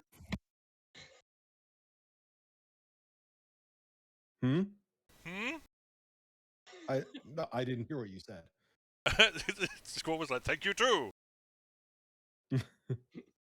So after Irynyx and Tig leave the rubble, and Aerashka is there with the remaining guard. I think she would have sort of taken that opportunity to maybe not be seen, since he's making a sort of a ruckus. So I think she'll just sort of go elsewhere in the rubble. Okay, I'll take a stealth check. Yeah, we'll see how this goes. Okay. All right. Where would you like? What are you looking for in the rubble, or what would you like? I'd like to see if there's any way to get closer to the big crystal. Oh, sure, yeah. I mean, the guard kind of looks around after Tig rushes out and Irynyx flies out, and then just kind of looks this way and that way. And he's like, and then he wanders off back to where they were inspecting before. So you're left alone in the room with the original soul gem. So Yeah, because I'd really like to check this out. I'm surprised that this room is still intact. Well, I mean, intact is less than, not too super accurate, but Okay. Yeah, all right. I mean, this thing's like probably lying on its side, and the contraption that it was held up in is broken and mangled. Okay. Yeah, because I would definitely want to try to look into this or research it or see if there's anything around that might lead to any clues. It sounds like an investigation check to me. Sure. So I'll let you make another one of those. Yeah. Don't learn anything new, unfortunately. And you're pretty confident that there isn't. You're confident that you wouldn't be able to learn anything new just from poking. Okay. So Tig rushes out and grabs the barrel from Squall, and Irynyx flies out. And the guards follow both of them out as well. And one of the guards was like, "Sire, we found these people in the ruin, in the tower, and they were in the labourage room, sire." And the king's like, "Ugh." Like Summershield kind of rolls his eyes a little bit and sees his shoulders slump. And he's like, "What? Why? What is it? Why are you so interested in that room? What is going on?"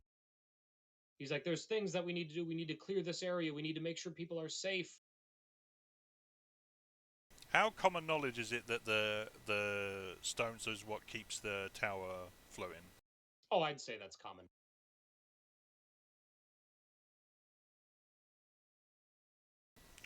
It seems to me that if you wanted to find out why it fell, that would be the best place to start. I'm trying not to get aggro with all the NPCs, and you're doing this to me. You're doing well. No. Admirable restraint. It's a good start. And he's like, I sent my men in there to inspect it. He's like, and I'm sure that when the Fulcrum hears of this, they will send experts to investigate it as well. He's like, I appreciate your desire to help, but we don't need citizens endangering themselves.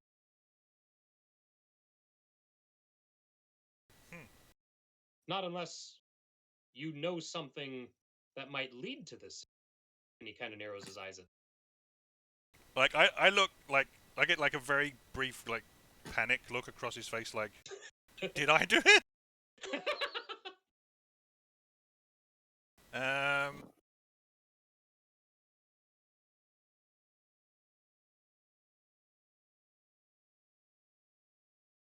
What was the question?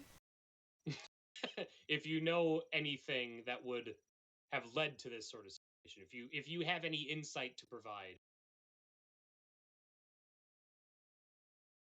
I don't think so. Zephyr don't will think pipe it was up and the be like, he was with me the whole time, so I really don't think so. Hi again, by the way.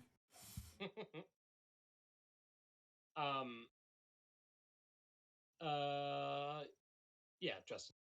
Okay, cool. He you're pretty confident that you don't see anything like what you. Okay. King Summershield, he's like, I wasn't implying that you had anything to do with it. He's like, but a strong desire to investigate. I thought maybe you might have some knowledge. He's like, I'm not familiar with the working lay bridges. I would start with the two people that left. Some of them Nods, he's appeared like to be in a hurry. Although I don't He's think like the Warforged was interested in the soul gem as much as his booze. And he nods and he looks at Tig. He's like, and then he'll turn and look at Irynyx if Irynyx is still in the area. So you said she flew off earlier, and I didn't really specify. I'm sorry. She was just like blustering to get out of the room, since you know the two of them were now drawing attention. But she would have like backed off to.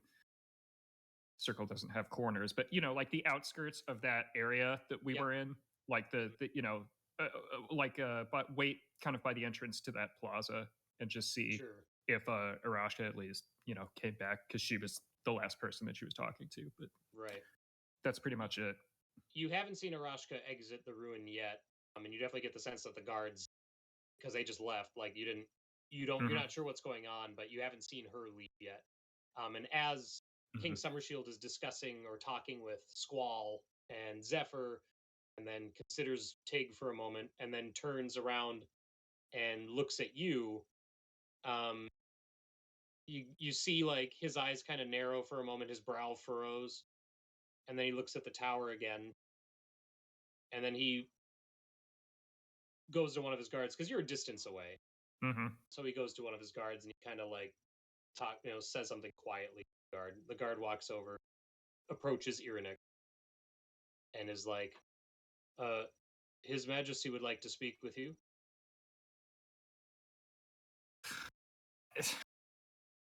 Fine. Yeah.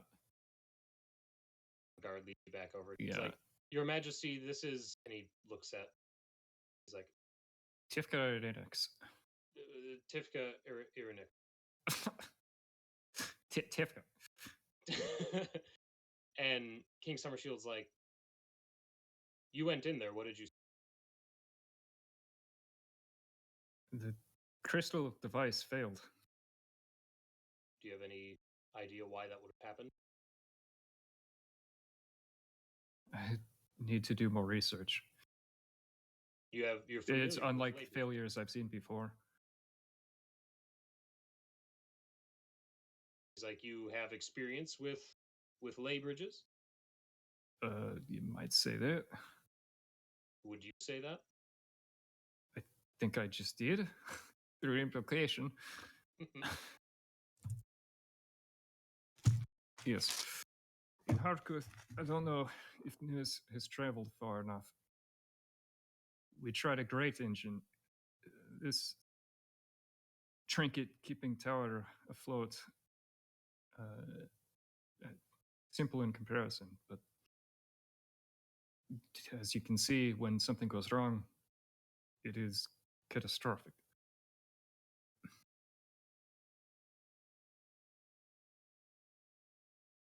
Did you see anything in there that looked out of place? Familiar with lay engines, lay bridges? As I said before, I need more time to research. What is it that you research?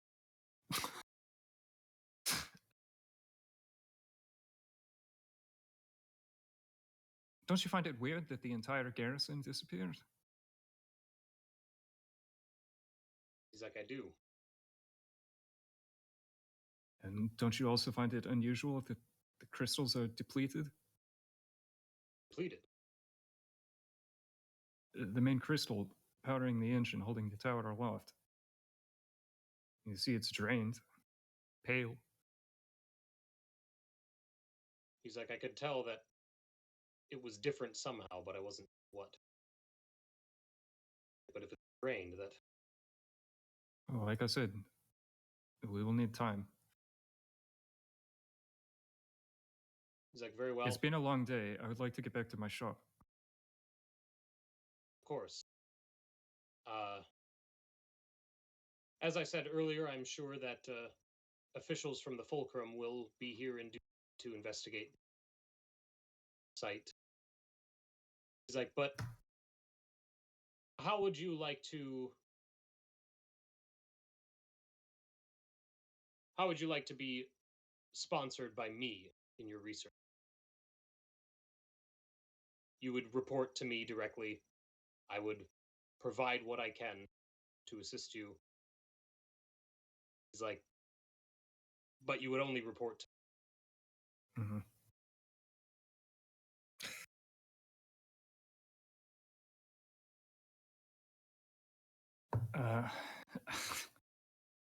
He's like, the Fulcrum has their experts. He's like, but it never hurts to have a second opinion. As I said, I am not knowledgeable of such things on my... I would be honored to help. As I explained to your guards, it is a matter of public safety. So, Of course. secrecy, unlikely to be beneficial. He's like, of course. Well, whatever you and your... And he looks at Tig and Zephyr, Squall. He's like, and your assistance you need. Squall turns around. Everyone's like looking. What?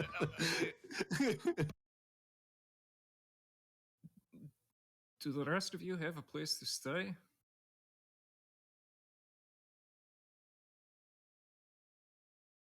Not yet. I think it might have been smashed. Wherever that place we were staying at. Tig realizes he's one of the people being talked to. I was staying in the church. Well, I think your tenancy has ended in that case. Better come with me. Before we go, sir, your majesty, is this the first time this has ever happened? He's like, I've never seen nor heard of such a thing happen.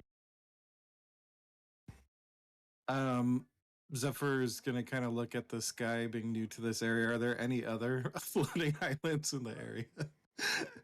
He's like, there are dozens. Corwynn is made up of dozens of such islands. He's like, but Tower Island was the closest to any civilized area. Are there any that I can see right now? You can see some, but they would be way off in the distance compared to how close Tower Island was. Far enough that you're not worried about it falling. I don't want to tell the king how to do his job, but maybe it's worth telling others to watch out for Someone should tell him. Islands. Just a thought. Bye. Bye.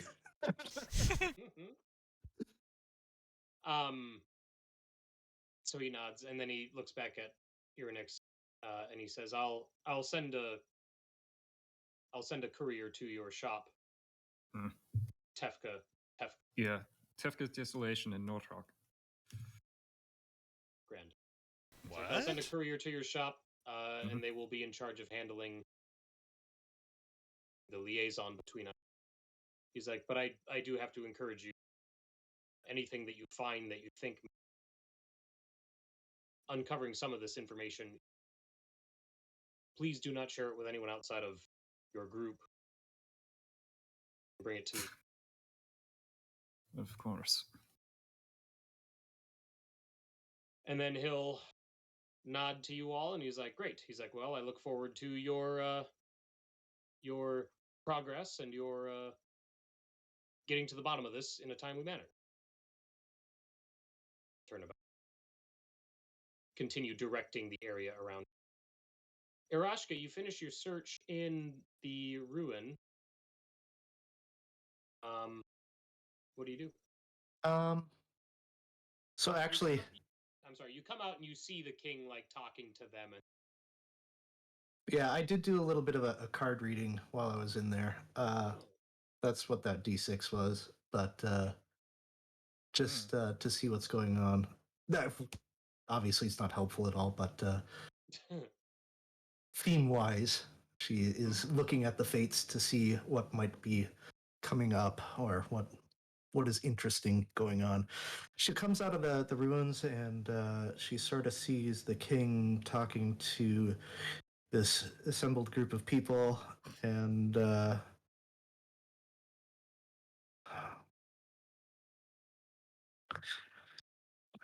what does she do? Can I do an insight check as well on the king? Sure. I'm gonna say it's with disadvantage because you're not close to. You're not as close as them. You can't pick up on the whole conversation. Well, look. Jesus. Well, You get a sense of distrust in the way he's conducting himself, but you don't think it's directed at these people that he's talking.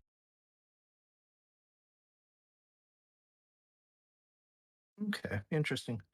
So I assume that they're gonna go in a direction at some point in time. did we see you come out of the building? Because like I was talking to you, right? You were, yes. That wasn't your imagination. Yeah. Case, I think that since Irynyx specifically interacted with Aerashka and then noticed she didn't come out before, I think it would make sense. Kind of. If things have like wound, if the conversation with the king has like ended, and Aerashka, I guess I couldn't tell if she was squinting, right? Because she's still wearing her glasses. But if she's just gawking at us from like again across the plaza, then Irynyx is really not like a skullduggery person. So I think she would just be like, "We're going to my shop. Are you coming with us?" Sure. 1 second. And she's actually gonna go talk to the king as well. Okay. Because she is curious about what he is thinking. Oh, whoops.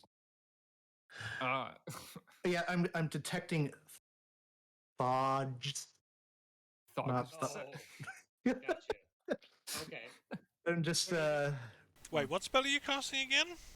yes, exactly. Spot thought. Spot thought. Spot thought. There we go. I like that better. Summon thought. Detect thinking. That's what I'm casting. Yeah. Is Aerashka going to like engage with the king and talk to him, or is she just going to be near him? She'll engage and talk to him. She'll just start off by saying, she's part of a delegation and she's concerned at the safety, and she's wondering if he knows where her father is. And he's like, no. What is your father's name? Emmond. He's like, I haven't heard of him being in the area. I guess I am not sure. In your detect thoughts,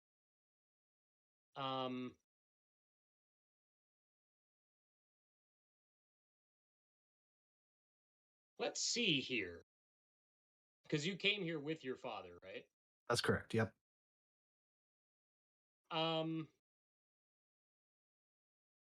You get genuine uncertainty from him.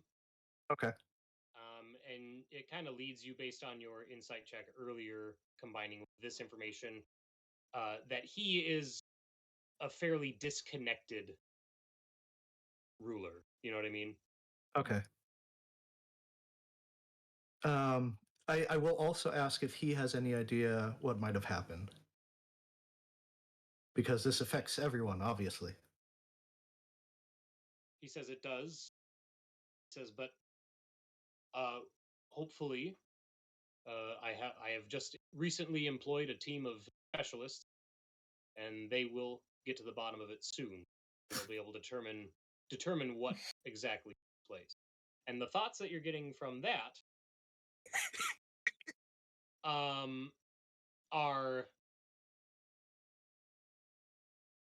you're getting a continued thought that it leads to, I hope this isn't connected to what happened at Bricksburg. Bricksburg? Mm-hmm. I'm gonna put it. Oh, he spells it in his mind. He does, yeah. This is what I happened. always get that one wrong. G-R-I-X-B-Y-G. I always lose Better than I was thinking it was Bricksburg, like from the I Lego thought he movie. said Um, Ricksburg. Yeah. Well, it's a good thing he spelled it in his Yeah. mind. Good thing. You would know that name. Like you would. I That would. would be Okay. That is one of the major lay bridges of Capital Island of Corwynn. Mm. Specifically, that connects it because all the big islands are they're part of this web of lay bridges, and this one connects Corwynn to the realm of Grix. Okay. All right. Well, if you don't mind, I may go see if I can help them out because this is concerning. He's like, of course. He's like, having a daughter of a delegate of a diplomat would be beneficial. I think. Thank you. I'll take my leave. What is he implying? All right. So what are you guys doing? Following Irynyx. Yeah. So I guess I swing by the grocery to get enough food for 4 other people. Pick up some snacks. Yeah. And Like you're getting ready for a D&D game. Well, it's like I said, she had just thrown a party the previous night, so like the shop, warehouse, loft, her building in North Rock is like depleted. Okay, but after doing that, running the errand, then we head back to the shop, I guess. Right. What's the state of her shop and her loft?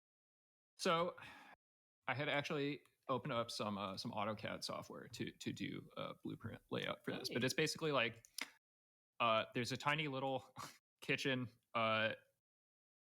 like tea bar area where she basically consults with people for the designs. There is upstairs are her own living quarters, which is just like a 1-bedroom apartment kind of thing, and then like everything behind that is the workspace, which is like a big if you know those like the modular aluminum buildings, like the warehouse kind of things that you could get. Yeah, so it's basically it's a space like about that size with like a roll up in the back to for anything that she was smithing or crafting.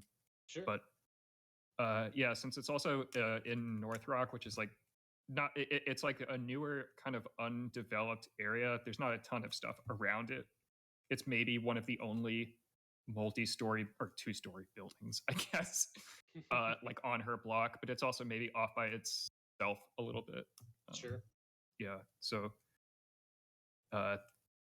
yeah, I guess it wouldn't traditionally be a 5-person home, but I guess it could accommodate that many people staying there. Squall touches yeah. everything. Yeah, oh, no doubt. What is this? Uh, Picks up. Huh? Oh, yeah. So like also like everything basically behind the bar on the or not the bar, but you know the consultation office kind of area is just like scrap on like all of the shelves, just like Okay. you know like metal pieces and tools and shit. Yeah. That's a hammer. He knows what a hammer is. Well, Picked up some gizmo. I haven't finished that one. Never seen a place like this before. Doesn't look much like back home. Winter is home. That one island that I can't. Where the hell am I from? Domos is that what it's called? Where's home? Oh, it's a small, out of the way place. I don't think you'd really know it, but yeah, it's mostly country life. Lots of animals, farming. Admittedly, not much farming in Heartcliff. Yeah, I guess Irynyx is just doing like busybody, like unpacking grocery kind of things. Yeah. But she also very hurriedly, like as soon as they got back, just like brought her, you know, the bag to the back of the shop, like workplace area, and then just like left it, and yeah, basically it. Yeah. Squall will help unpack by unpacking that bag. Cool. Okay. Well, this should be interesting. If any. Yeah. No. Go for it. Nick, I You get out unpacked of the sight. bag. You get out of line of sight. Yeah. Okay. Yeah. All right. I didn't tell. No one has any idea except for Aerashka, right? So Yeah. that's totally. Well, you always said you were unpacking the bag, so yeah. I'm No. helping. I had the groceries or whatever separately. I guess. Yeah. Putting them away in the kitchen. I guess talking to And again, okay, so since there was like the party last night, there would probably be like some leftover bottles and stuff if Tig is like sniffing around or whatever. Oh boy. But yeah, in any case, yeah, I'm not keeping an eye on the bag. So if Squall wants to open it, Nick, Yeah. So I have no idea what happens if you touch these things. Squall, you reach in and pull out. You open the bag and you see inside 2 soul gems. It's a bag of holding, so you would have to. I don't actually know if it. I think it's like opaque or whatever, right? Like I don't know if you can. Right. Yeah. Yeah. It's like mist comes from the bag, Yeah. so you can't see what's in it. Ooh, I don't know. I'm in. Yeah. So, all right. So Squall, you reach in and you pull out a soul gem that is glowing green, and that's something you've never seen nor heard of before. And it's in Irynyx's bag. You took these from the ruin? I needed to ensure proper study. I couldn't do that if I didn't do it myself. Someone else might have gotten it wrong. But we know about the fulcrum, right? The fulcrum administer these. Yes, yeah, you would know. I mean, it's pretty common knowledge that like the fulcrum is basically the place that you would get soul gems from if you're part of the clergy. Right. So is there just like a big luminous green light coming from the back of the shop now or something? Or it's not that bright, but yeah. No, I would have walked back. I would have walked back with this in hand and Just been carrying like, "You took this?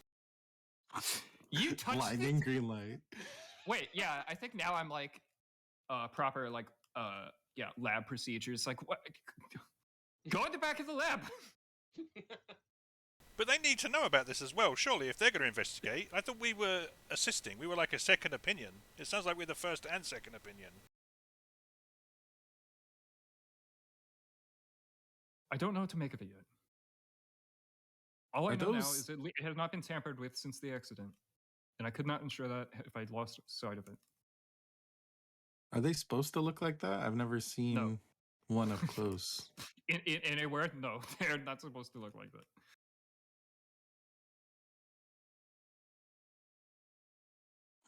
Not what I expected.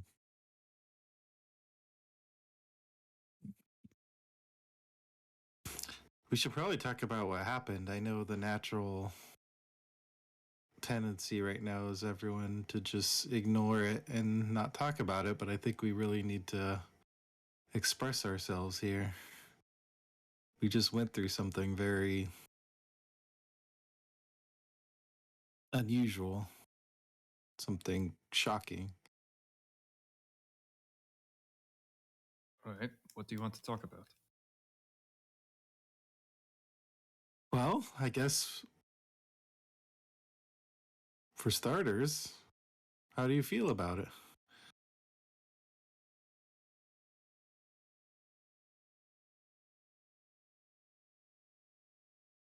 Confused. Afraid? Afraid because I'm confused. That's it.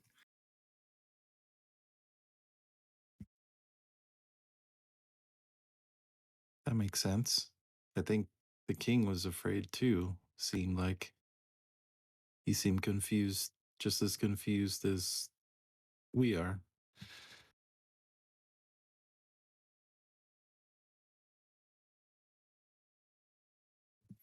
I don't know how long you should be holding on to it. If Squall is still holding the crystal, like it's fine. Skin is blackened. Yeah, I re-grab it up I'm in on it. fire. Everything's fine. Yeah. At least don't do it barehanded. At least you didn't turn into a pile of ash, so... We don't know what happened to the people in the tower. Wait, you think it like that Squall looks genuinely shocked now and looks at the crystal and is like,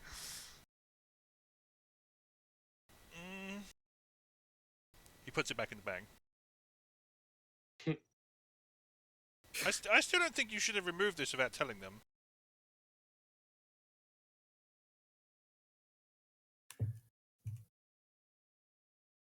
I had to ensure. Again. Well, throws Irynyx the bag. Just throw the bag in the back. No, at you, to catch it. Oh, what? I put this in the Get to the it. workshop for a reason. All right, fine. Someone else can prepare dinner. I guess. I'll do that. Tig actually finally stands up when you say that, and he, where's the kitchen? You're in it. It's like a little. It's like a galley kitchen. Yeah. It's just like everything is just like shoved against one wall, like in an apartment or something, right?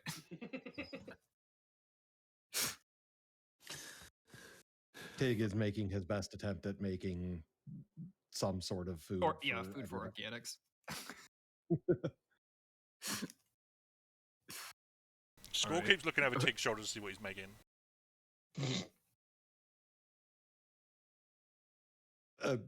Basically a stir fry. It's basic soldier's meal. Nice. All right. Well, I have gotten. Guess now we're like doing the testing montage. I don't know. I guess I get like a drop of acid or something from like an alchemist. Yeah, from an alchemist kit.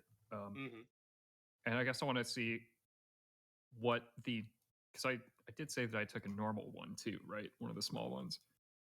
One of the burned out ones? Yeah, one of the burned out ones. So I need to see I want to see what that reacts to, I guess, just for physical stimuli. Okay, Aerashka right now thinks that Irynyx is like the only one with any responsibility here. So she's Fair assessment. She's probably gonna actually just quietly go up to Irynyx, and she'll try to help however she can. And so if you're doing skill checks, she will certainly help guidance you. Thanks. Squall wants a arm wrestling rematch with Zephyr. No wrestling in the lab.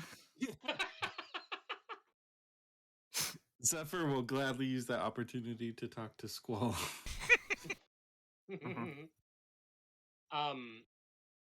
Irynyx, you're checking to see how the crystals react to physical stimuli. I need to make sure that, I guess, that they're not going to blow up. Sure. Yeah. Based on a few tests, you get the sense that that they're not. Okay. Like even the one that has green light, it is still behaving in a way that you would expect a soul gem to behave. You know what I mean? It's resistant to like physical harm, that sort of thing. It's not like, it doesn't feel like it's leaking anything, or like you don't get the sense of anything emanating off of this other than light. So you're confident that it's safe to handle. Okay. I also want to swab Squall's hand, I guess. Sure. Yeah. So I found my arm wrestling against Zephyr again then. I said swab. I'm not... Yeah. You picked Like it up in the with your middle of the wrestling arm hand? wrestle. That was so irresponsible of you. Is Squall like really good at arm wrestling now? Over the top, right? Yeah. Yeah, I guess we're doing science stuff in the back then. So Squall and Zephyr, or Ian, you said that you would like to talk to Squall again. Is it that you wanted an RP, or was that just... Yeah, I'm just kind of half-heartedly arm wrestling, but like Squall is taking it deadly serious. just like whap, whap, Whap, whap.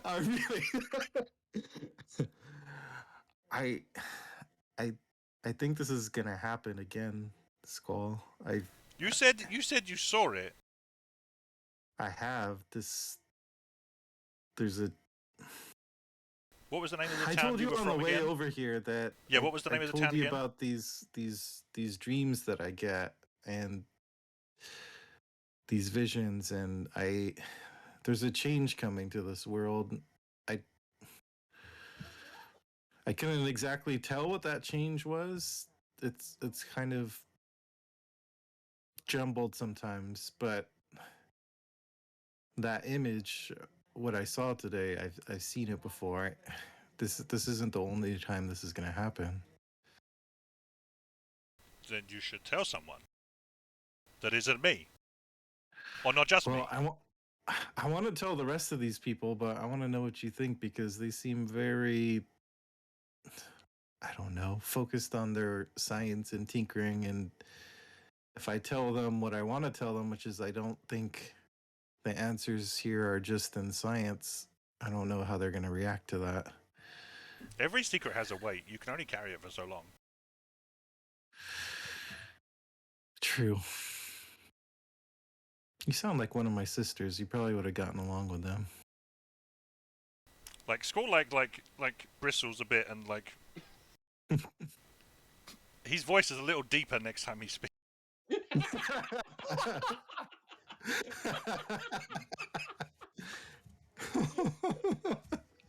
It's a compliment, by the way. My oldest sister, she probably could have beat you at arm wrestling. She was very strong. Clearly, I mean, you've already beaten me once today, and the gnome. It was an off day. We're all having an off day. It's fine.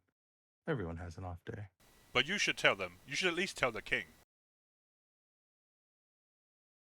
Because as much as it's distressing that the buildings are falling out of the sky, I still need to get to Highfell.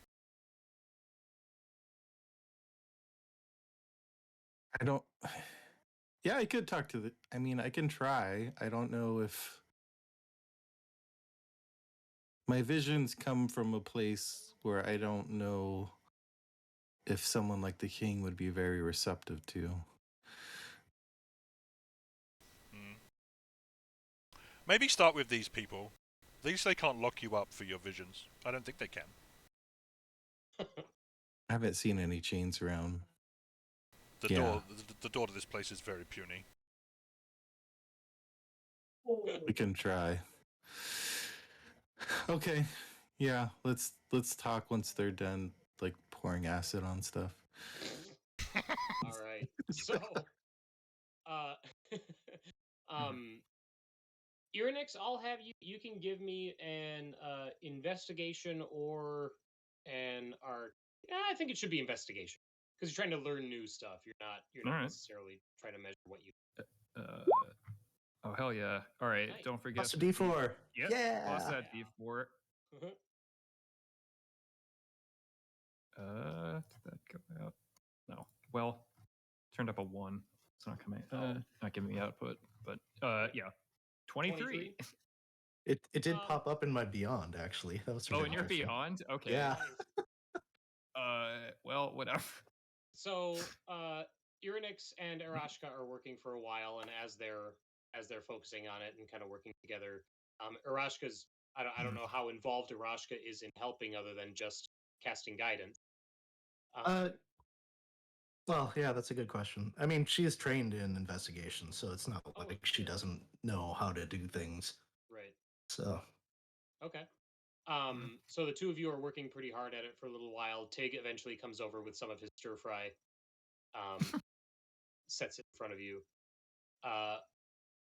But you both become pretty certain that the you know the thing that gives a soul gem its blue color is the presence of souls within it. Mm-hmm. And so after you run tests and research this thing for, probably the better part of an hour, if not more, you're pretty sure that the source of the green light, it has to be a soul or a soul-like energy, because that's what these things naturally absorb. But it's not. It must come from a source that you have never interacted with, or never come across.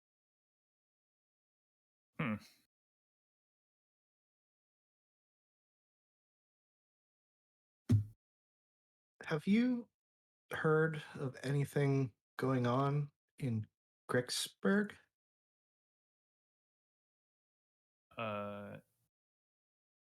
Nick, have I? I've never heard that. In the last 10 day, what is the likelihood that any of you would have traveled outside of the city of Rockwood? I was working, so 0. Yeah, I think I would have travelled about, because I'm still trying to find the where the map speaks to. So if we're staying in town, I would have been going out every day to try and match up landmarks and being unsuccessful. Sure. As a bit of a transient, I would have.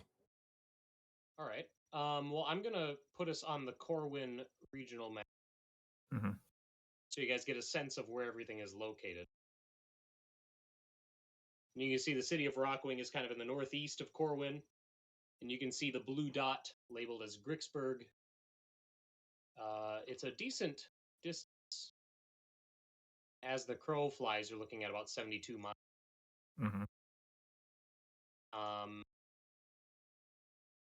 So Tig and Squall, would you guys say that you would have been to the village of North Haven, or would you think you would have gone as far as Stag Hollow? Now you're talking multiple days' journey at that point. North Haven would have been the farthest I made it, I'm sure. Okay. Yeah, same.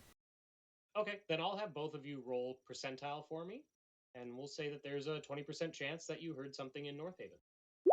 So if you roll 1 through 20. Oh, nope. Unfortunately not. Shit. So close. Can I give you 1d4 to subtract? Yeah, can we get a bonus die situation? I mean, I assume I was probably traveling with Squall. Sure. Okay. Yeah, if you want to go ahead and roll, that's fine. Save us, Ian. You're our only hope. Nope. You suck. Nope. Some mentor.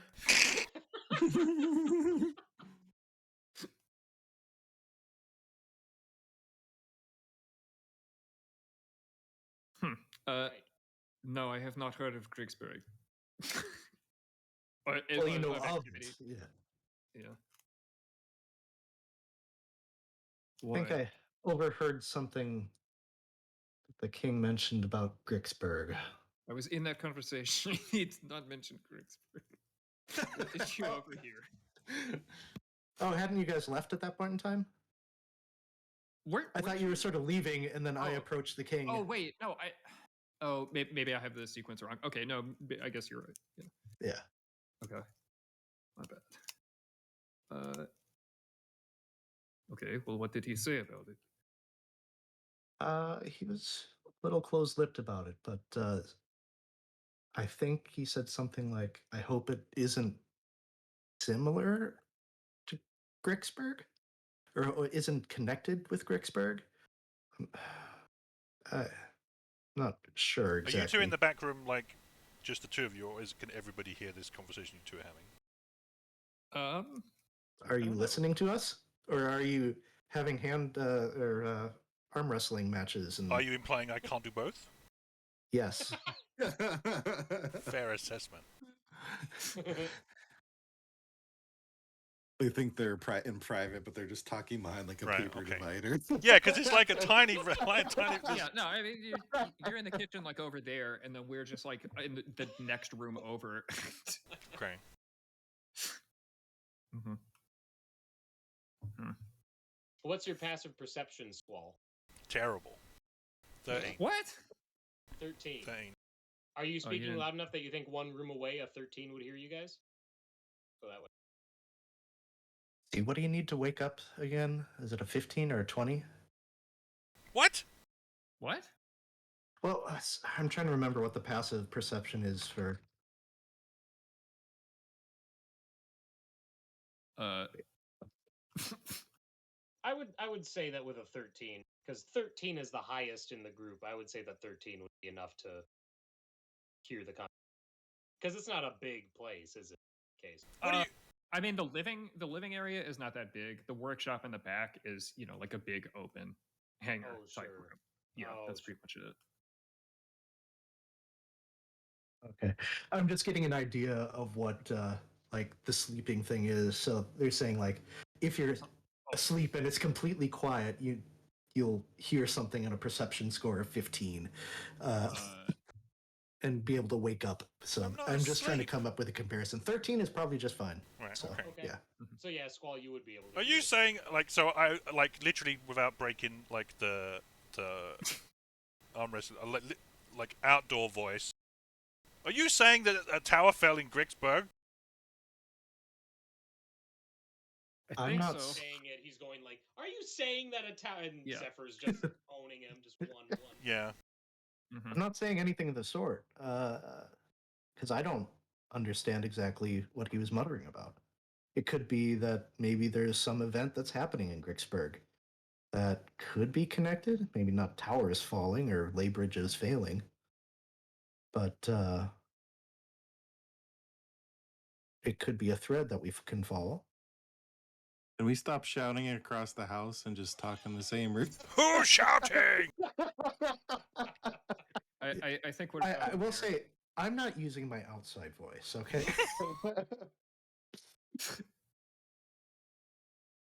Yeah, Irynyx definitely is. So, is dinner ready? We're done in here. Yeah, it's been ready for a while. Okay. All right. I think that's enough for today. Aerashka's already eating. It's not going to explode. So, I mean, we have determined that, right, Nick? Yes. Rolled pretty damn well. Okay. All right. Make sure you wash your hands before you eat. Yeah. All right. So you guys sit down to eat. And if there's space, some of you might be standing. But as you are enjoying your meal, the crystal explodes. How many of us die? Black cabin style? Oh, God. Oh. I need con saves from everybody. No. There's a knock at Irynyx's door. Come in. She just turns her head. Yeah. Yes. At Squall's Mhm. call, the door swings open, Mhm. and in steps a guy who looks like a soldier, dressed in the guards mail that you saw. Mhm. And he's like, "Is this? I'm looking for a Tefka Irynyx." Yeah. You found her. He's like, "Ah, yes." He's like, I was sent by King Summershield. I am your liaison. I am Okay. here to see first to see if there is anything that you need in the way of resource supply. Uh, And he kind of like surrounds Mhm. the place. More And you see him chairs. kind of like he tenses up a little bit, like he doesn't want to accidentally brush against something that shouldn't. Mhm. Gang. More Anyone chairs. needs.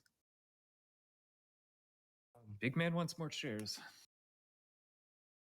Hair. Our investigation might take us beyond the purview of the I thought you city. said you finished. When did I say? What happened? Talking to lab stays in the lab.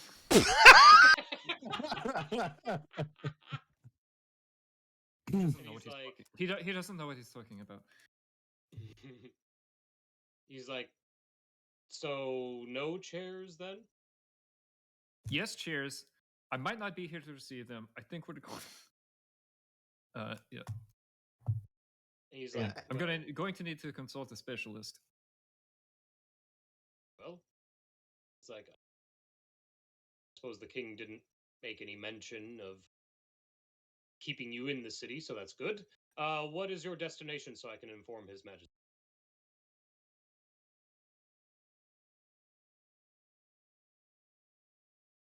I will turn to Aerashka. See, I need to. Can you pop up the map again? Sure. Why would you need the map unless you're gonna lie?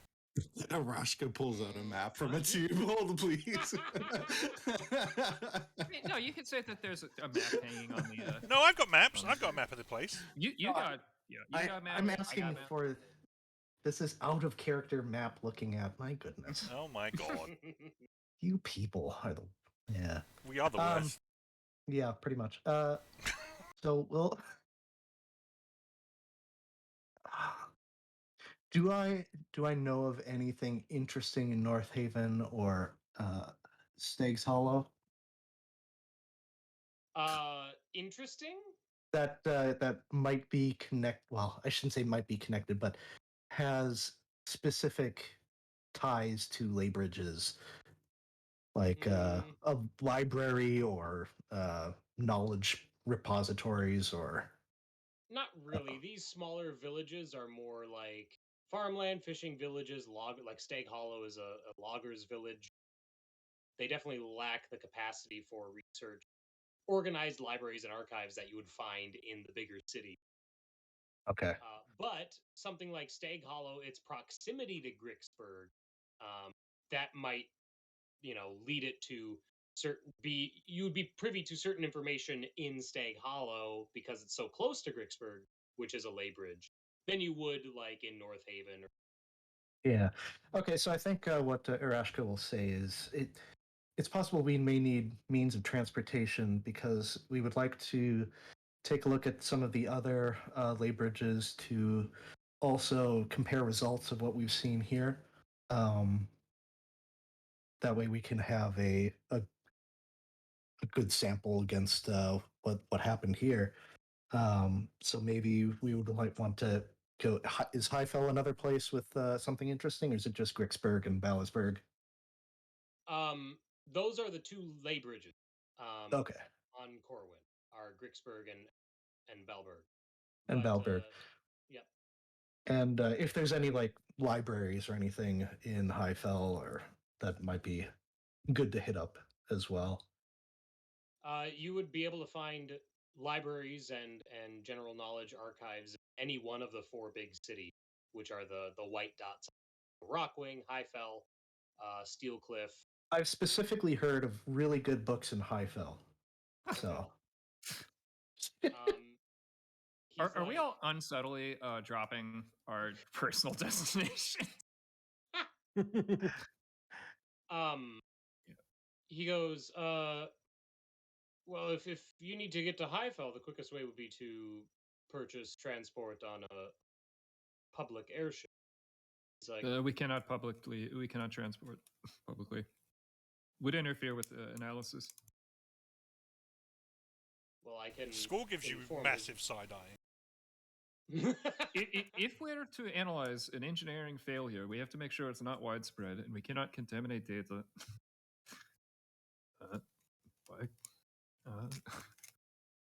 He's like, well, I can inform His Majesty that public transportation will not suffice. He's like, I can see what they can secure for you if Highfell is your destination. For starters, I believe. Very well. He goes, okay, well, I will see to His Majesty and make him aware of your plans, and I will return with an answer as soon as he commands me. So before then, hopefully I will see about arranging a drop-off of chairs. What? Chairs. The all-important chairs. Yes. Okay. Thank you. Very good. He turns around and Close it. Yeah. Okay. All right. I think we need to establish some protocols. What? What did I do? One, why Highfell? You ask about Grigsburg. I too am curious why Highfell. I wish to go to Be Highfell, honest? but I do not see how it pertains to this. To Not be from what honest, you have I said. could care less about Highfell. Just needed another location to broaden the area that we could search. All right. I don't Squall like shoots Zephyr limitations. like a what the fuck look. I'm lost. What's in Gricksburg? I missed Something that we're part of not the supposed to know conversation. about. Oh no. Who did we lose? Josh. Josh, why don't you swap? He might have just turned his cam off. No, he said his internet crashed, so he's working on it. Oh, crap. Okay. So what's in Gricksburg? That's a good question. I believe I overheard. Not supposed to know about. Yeah, something that I overheard the king muttering when I went to talk to him. So I feel like it's something he doesn't necessarily want us to necessarily look into, but it is something I think we might want to look into. Because, yeah, I think it was something like it could be connected to Gricksburg, and I don't know what's happened. If maybe something happened in Gricksburg, I hope not. Well, surely we should go there first. Would have seemed prudent, I would agree. Yeah, I want to find out what's happening, so I think seems like a good place to start.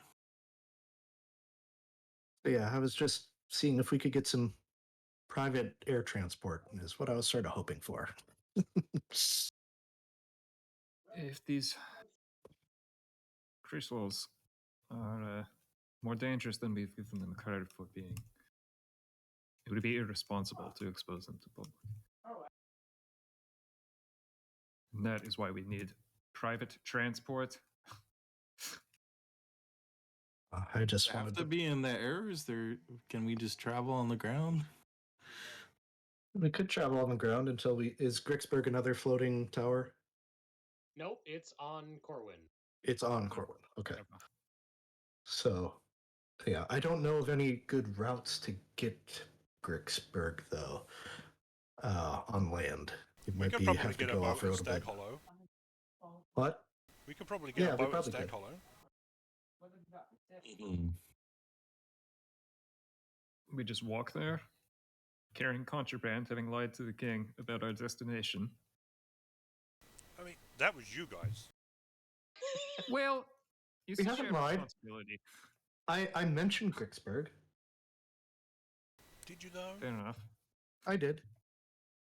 To the liaison? Yeah, Yeah. no, yeah, she said it in a list that we could probably hit I on. buried it in a list. Yeah, Exactly. Yeah, it was a lie by excess information. Now, just so I'm clear, are we not being forthright with the king because he wasn't forthright with us? Is that what I'm hearing?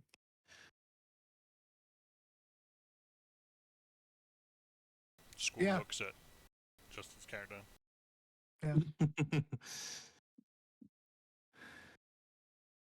Okay, I'm new to this, to be honest, so I guess it makes Squall sense. like elbow nudges Zephyr.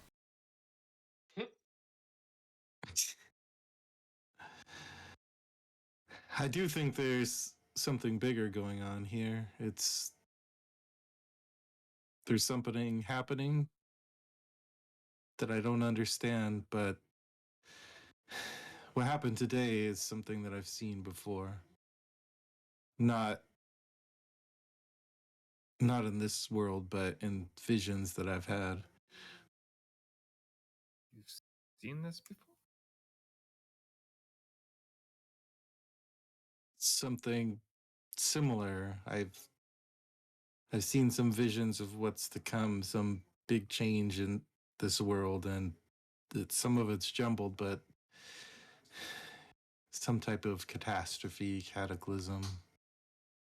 But falling out of the sky, what we saw today, it wasn't the first time I've seen it. What do you mean by it's not the first time you've seen it? In a vision, she was clear. I've been given visions, and that was one of them. So you say it wasn't the first time you've seen. So was this the tower you saw in your vision fall? It's hard to say. It's hard to. Aerashka has pulled out some cards and she is shuffling them currently. It's hard to make out sometimes. There's lots of screaming and shouting and just disaster, really. But that image in my mind, as soon as I looked up and saw what was happening, I knew that I'd seen it before.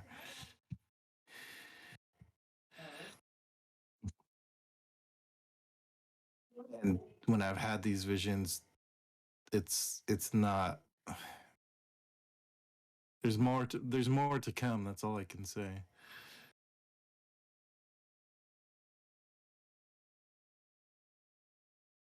Aerashka drew a card and she's looking at it. Interesting. Squall tries to get a look at the card.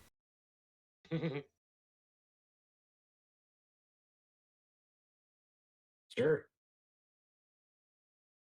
I'm not hiding it, but can you see it? It is the reversed philanthropist. Oh.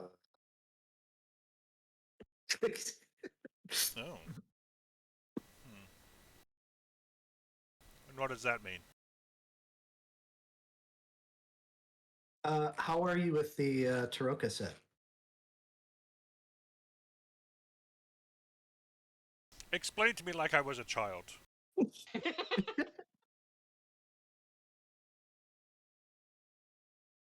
Then that's about how much you know.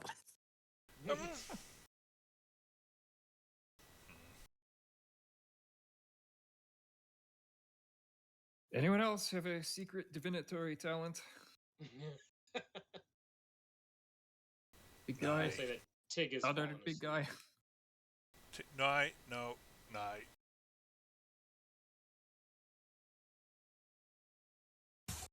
Looking at Tig, Zephyr's like, I'm not one to pass judgment, but I'm not sure his priorities are entirely what they should be.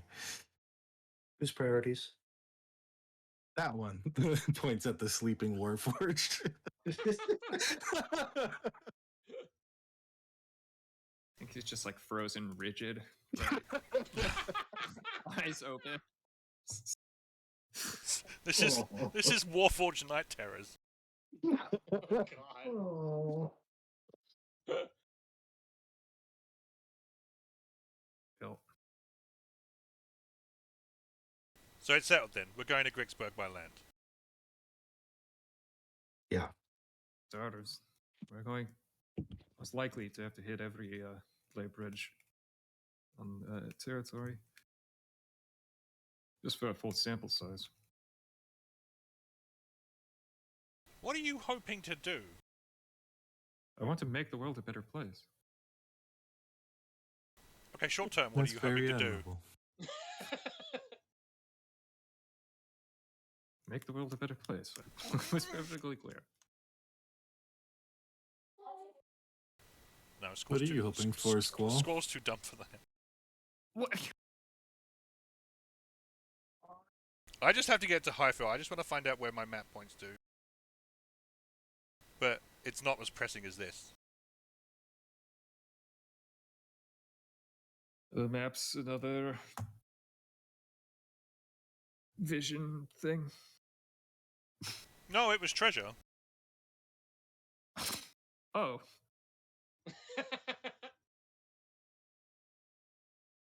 Well, glass houses.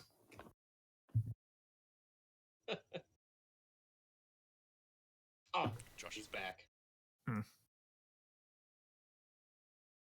So you were listening and watching, Josh. Does Tig have anything any reaction to any of this? No, not really. Other than when the question was asked about does anybody else have any secret divinatory powers, he just kind of leans his head in. No. Are you going with us? I'll say to Tig. I can. I don't have a place to stay right now, and yeah, I might be of help if you run into trouble along the way. Is good here. After a moment, there's another knock at the door, much louder Come and in. sharper than before. Will you stop? The door swings open, and in walk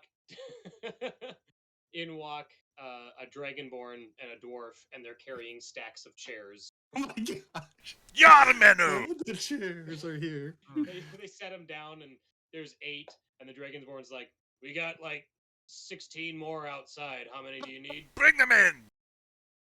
Right. And they go out. Bring them around back. Oh, all right. Leave 'em- Bring them back. And then they walk around. Yeah, you open up the back door of your shop, and there's 4 stacks of 4 chairs, and then there's the 2 stacks of 4 that they already brought in.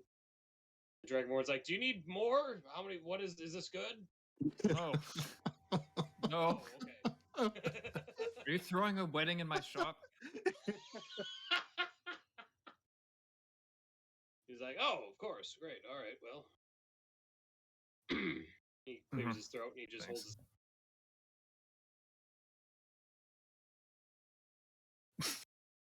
Well, there's the chairs. Thank you. Thank you. I think they will. Are they like waiting for a tip? Yeah, I think they're Coming ready that for way. And Squall walks over and like pats her on the shoulder and says, "Sometimes it's better to run than curse the road." And then He's like- closes the door. What? You hear a sigh and a grumble, and they leave. What was that person waiting around for? I don't know. It was somewhat awkward. I'm not gonna lie. Maybe he could smell the tig's cooking, but that is mine.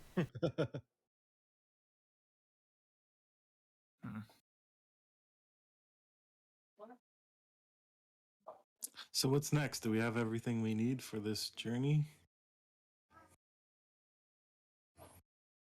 So I'm good to go. Leave in the morning. sure.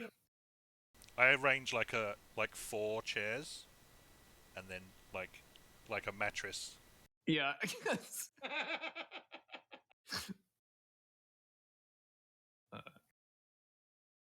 All right, so you all spend the night at Tefka's shop, Irynyx's shop. The next morning, you're awoken fairly early in the morning by another knock at the door. Come in. And this time it is the lieutenant that came in earlier, your liaison. Mm-hmm. And he's like, "Well, you'll be pleased to know that His Majesty will allow you the use of one of the airships to bring you to Highfell straight away. So when you're ready to go, he's like, you can. I will accompany you to the pier." Way to go, Yeah. Okay. Aerashka will be like, I listed like 5 different places. Highfell? I mean, we could go to Highfell, yes, but I mean, Gricksburg is closer. Are you gonna turn it on him? Well, I left under the assumption that Highfell was the agreed upon destination that I would inform His Majesty of. Why don't you roll me a... Gosh, I want to say deception. A bullshit check. Because this is some bullshit. Yeah, why don't you make a deception check? Wow! Like, Oh, wow. Yeah. Look at that expertise. He's like, I thought that it was decided on as Highfell, but I must be mistaken. It was a late night and a lot happened. We all make mistakes. And he's like, I'm sorry, what is your current destination then, if not Highfell, so I can inform His Majesty properly? I mentioned that we would like to take a look at some of the other lay bridges as well to compare what happened here. Oh, sure. So, okay. So your destination then is... Gricksburg and possibly Balsburg? Or Balberg? And, okay, of course. And would you be visiting Gricksburg first? It is the closest. Yeah, I guess so. Yeah, we'll likely need to hit every major population center. Very well. Okay. Apologies for misunderstanding. I will inform His Highness that you will be traveling to... And I will let he's airship... accompanying us. I'm sorry? Did you say that he will be traveling? The liaison? Oh, no. That wasn't. He was planning to bring you to the airship to take you to Highfell. Mm-hmm. But no, like I will, and I will inform the captain. I'll inform the captain that their services are not needed. Very well. All right. Well, good luck. Is there anything else I can provide you with before you leave? You got the chairs, I assume. Yes. Yes, they were very helpful. Thank you very much. Chairs stacked everywhere. I mean, if the king has hired us, I mean, we're going to need just even basic living supplies if we're going on the road here. So it'd be nice to have some supplies for the road, a per diem of some sort, and any other books or anything that might help us research more into the lay bridges would be excellent. And also, have you heard anything from my father? I'm sorry, who is your father? Emmond.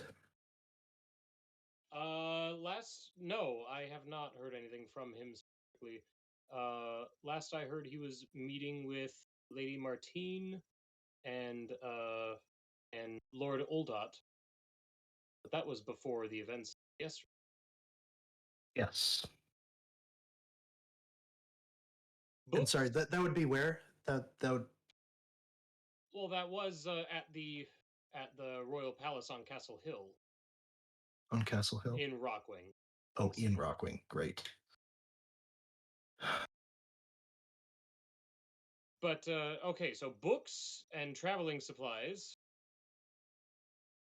Very well. I will provide you with a royal requisition note and show it to the shop of your choice, and they will provide you with all the supplies you. When it comes to books, that would take time to procure. When are you planning on leaving? Now? If they could be collected even while we're away, we can come back and look at them at that point in time. Very good. I will have them waiting here for you. You should keep an eye on this shop as well, just in case anyone wanted to interfere with the investigation and realizes that we've been hired on. Roll me a persuasion check. Why do I have to persuade him to do fucking police work? But there. He's like, that? Yes, of course. I will inform His Majesty directly. I had not thought of that. How do we roll hit dice to get... Well, we're full now. Oh, we should be full because Yeah, we you had a long long rested. rest, so fill up. Oh, I forgot about that. Um, I feel like you've been very helpful. How are you holding up? Did your family... Are they okay after the attack yesterday? The attack? attack. The fall out of the sky. What do you call Yes. it? An attack? He's like, thank you. No, we are all safe. My family's from North Haven, and weren't near place. Called it an attack, though. Do you think that this was done intentionally? I don't know, to be honest. It just seemed like... Yeah, I don't know yet. I can't say, but it just seems like something is happening, and I don't know what yet. Of course. I will ensure that you have the supplies you need. That whatever. Well, you gave us the requisition waiver, so Correct. good job. And whatever job done. And whatever books I have, I can procure for you are waiting. I think we still have some leftovers from yesterday if you want some. Oh yeah, we're not taking these. No, we don't.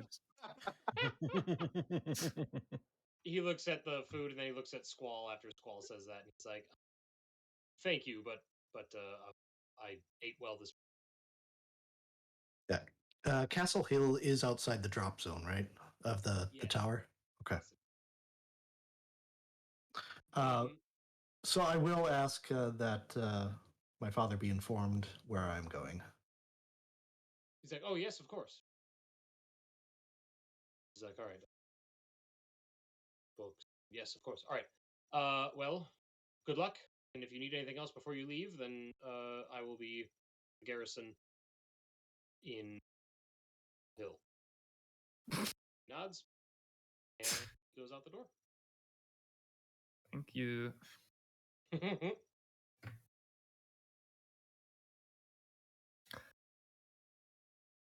So now we can shop in town. Is that the idea?